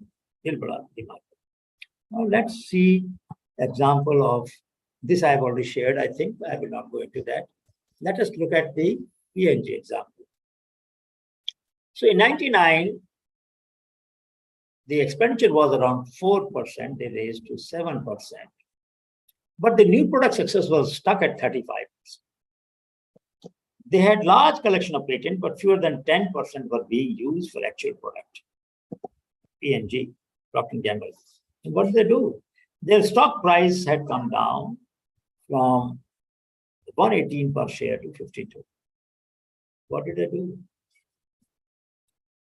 They realized that our system was not producing the kind of hits we need. Cost of innovation being done is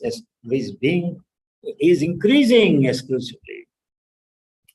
And once information becomes more readily available, the followers that decided to follow us could follow faster.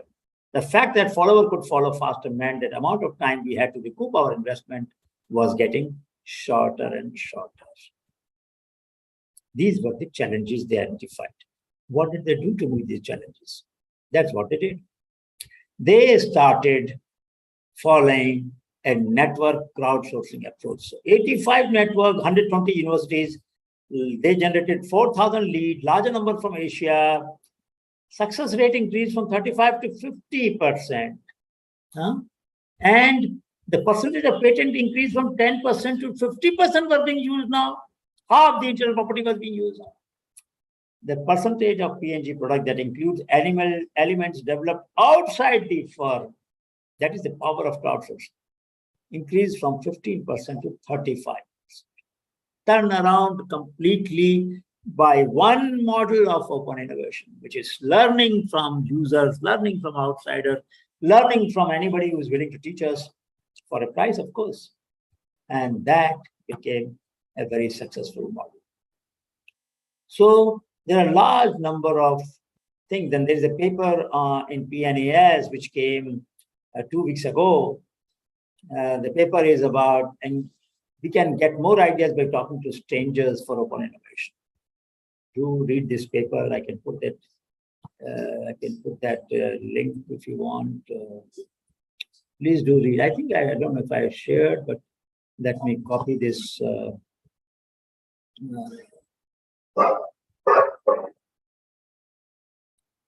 It is a very powerful, persuasive paper, which gives, if you need a PDF, I have got the PDF from the authors.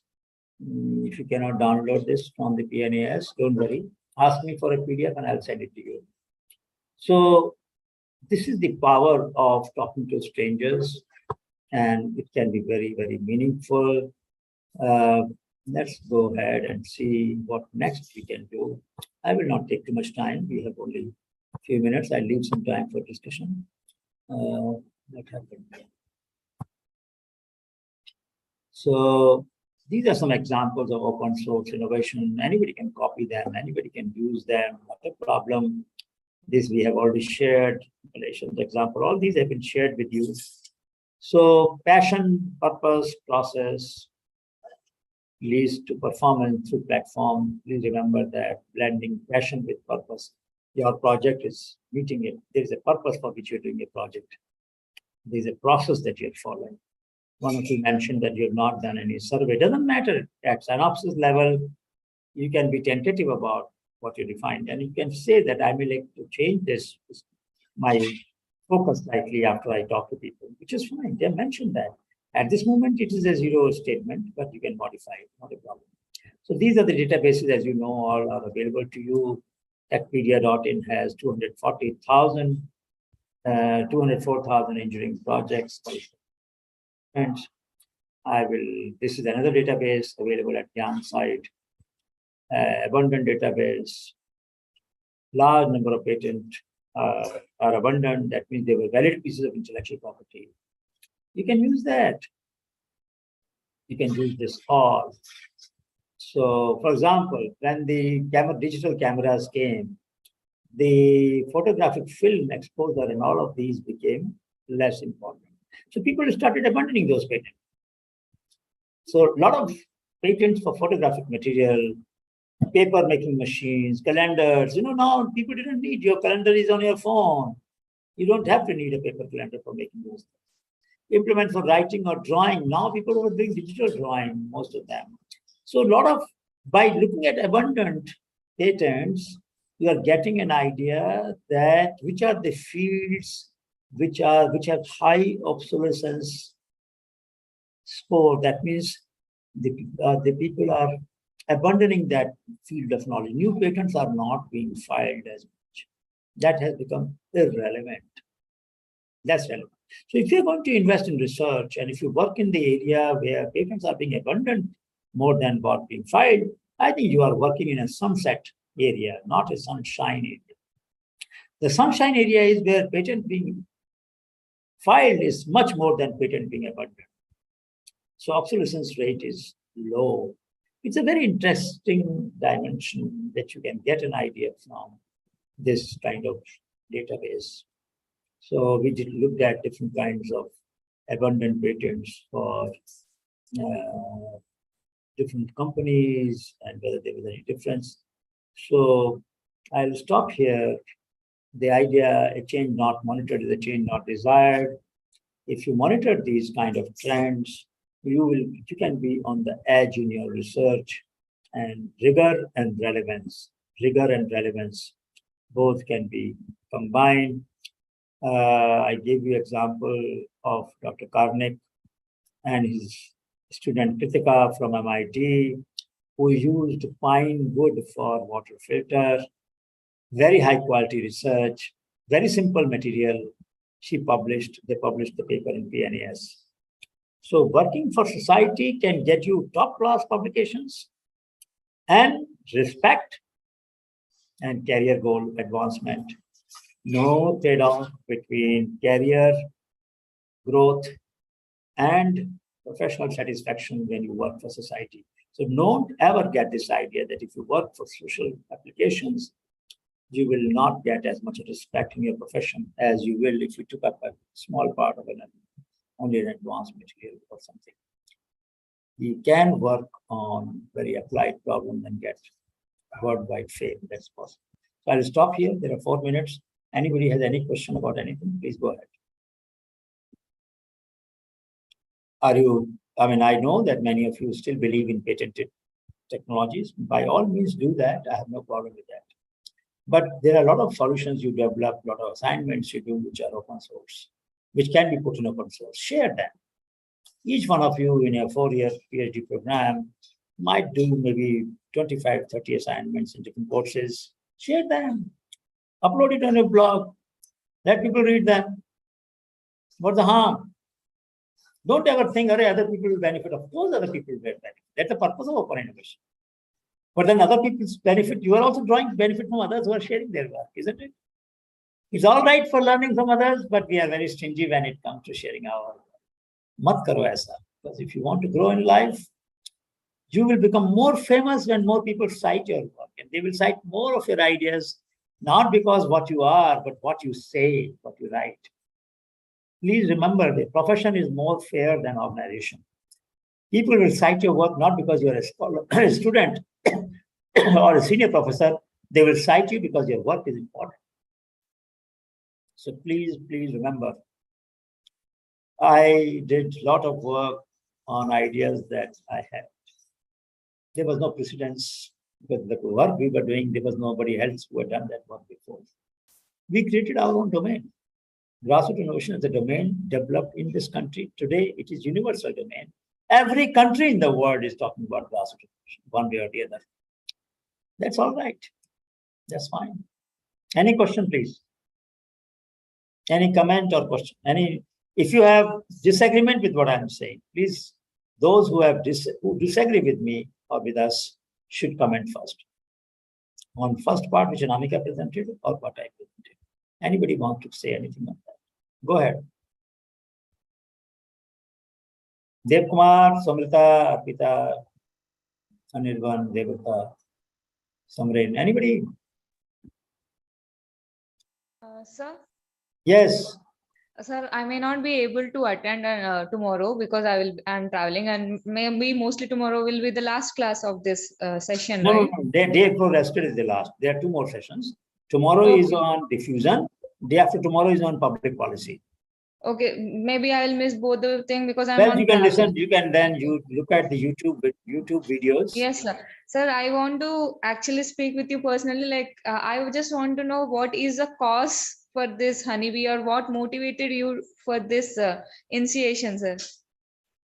That is a story to be told.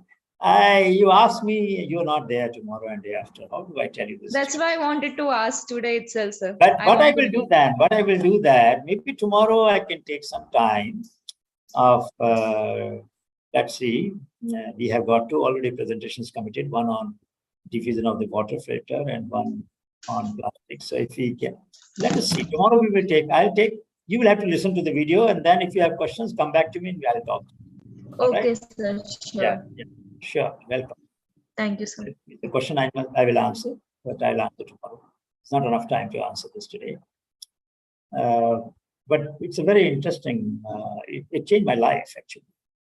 The question which I asked because of inconsistency in my conduct, when I asked myself self-critically, what part of my work and knowledge and wealth generated from that knowledge, because I was doing consulting, I was being paid in dollars for different talks, all of that. I was traveling, I still travel. So a lot of money, a lot of wealth, a lot of honor was coming my way. And then I asked one day one question. And that's the only question I will talk today.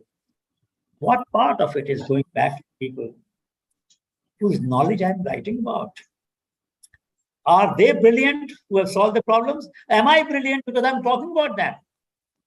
I felt that I was an exploiter. I was extracting rent from the knowledge of others.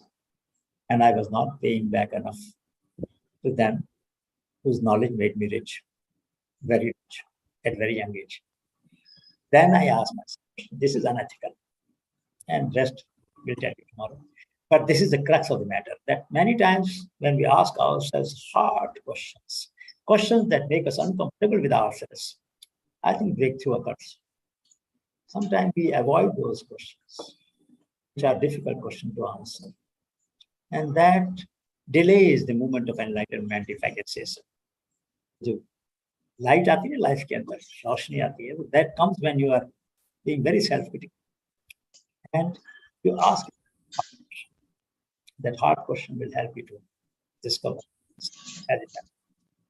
All right, friends, if there's no comment and question, on this note, we will start. Tomorrow we'll join again at 5:30. Tomorrow's topic is diffusion of information. We're going to look at the case study on water filter, which has been licensed to 150 odd MSMEs and NGOs, which is a very good.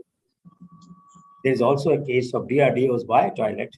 I will tell you that story also, if some of you don't know, how the architect mission solved what is the clue for bio-toilet. If some of you want to talk about it, by all means do that. The defense lab in Gwalior developed it. How did they develop it? A defense lab developed a technology. So railways use it. So we will take some examples of successful diffusion of innovations from our scientific system as well as others, so that we can understand the nuances of the way these solutions diffuse, so that when you develop solutions, your solutions diffuse not just in India, but around the world. Thank you. Good night. See you. So can I have a look at the poster? Nasum, did you say something? Yes. Can I have a look at the wall poster? Is that Buddha, sir? I didn't follow what you're saying. He's talking to somebody else. Back of you, one poster is there, sir. Oh, He's that is the Lord Buddha. I'm a great Yes, believer in this. I want to see the poster. I want to see the Buddha, sir. Can you? I will get on the side. Now you can see this. So this is a painting, handmade painting given to me by Karma Aura from Bhutan, a dear friend. And he painted it himself and gave it to me. He just faded a little bit. But it is of Lord Buddha and his chakras. And I'm a great believer in Buddhist philosophy. And I've drawn a lot of inspiration from that in many ways. Buddha said, travel light, don't carry too much weight, and middle path, Madhyam Marg, not to one extreme, not to the other, middle. I think that's a very good way of leading. Thank you. Bye-bye. But I can show you my painting tomorrow if you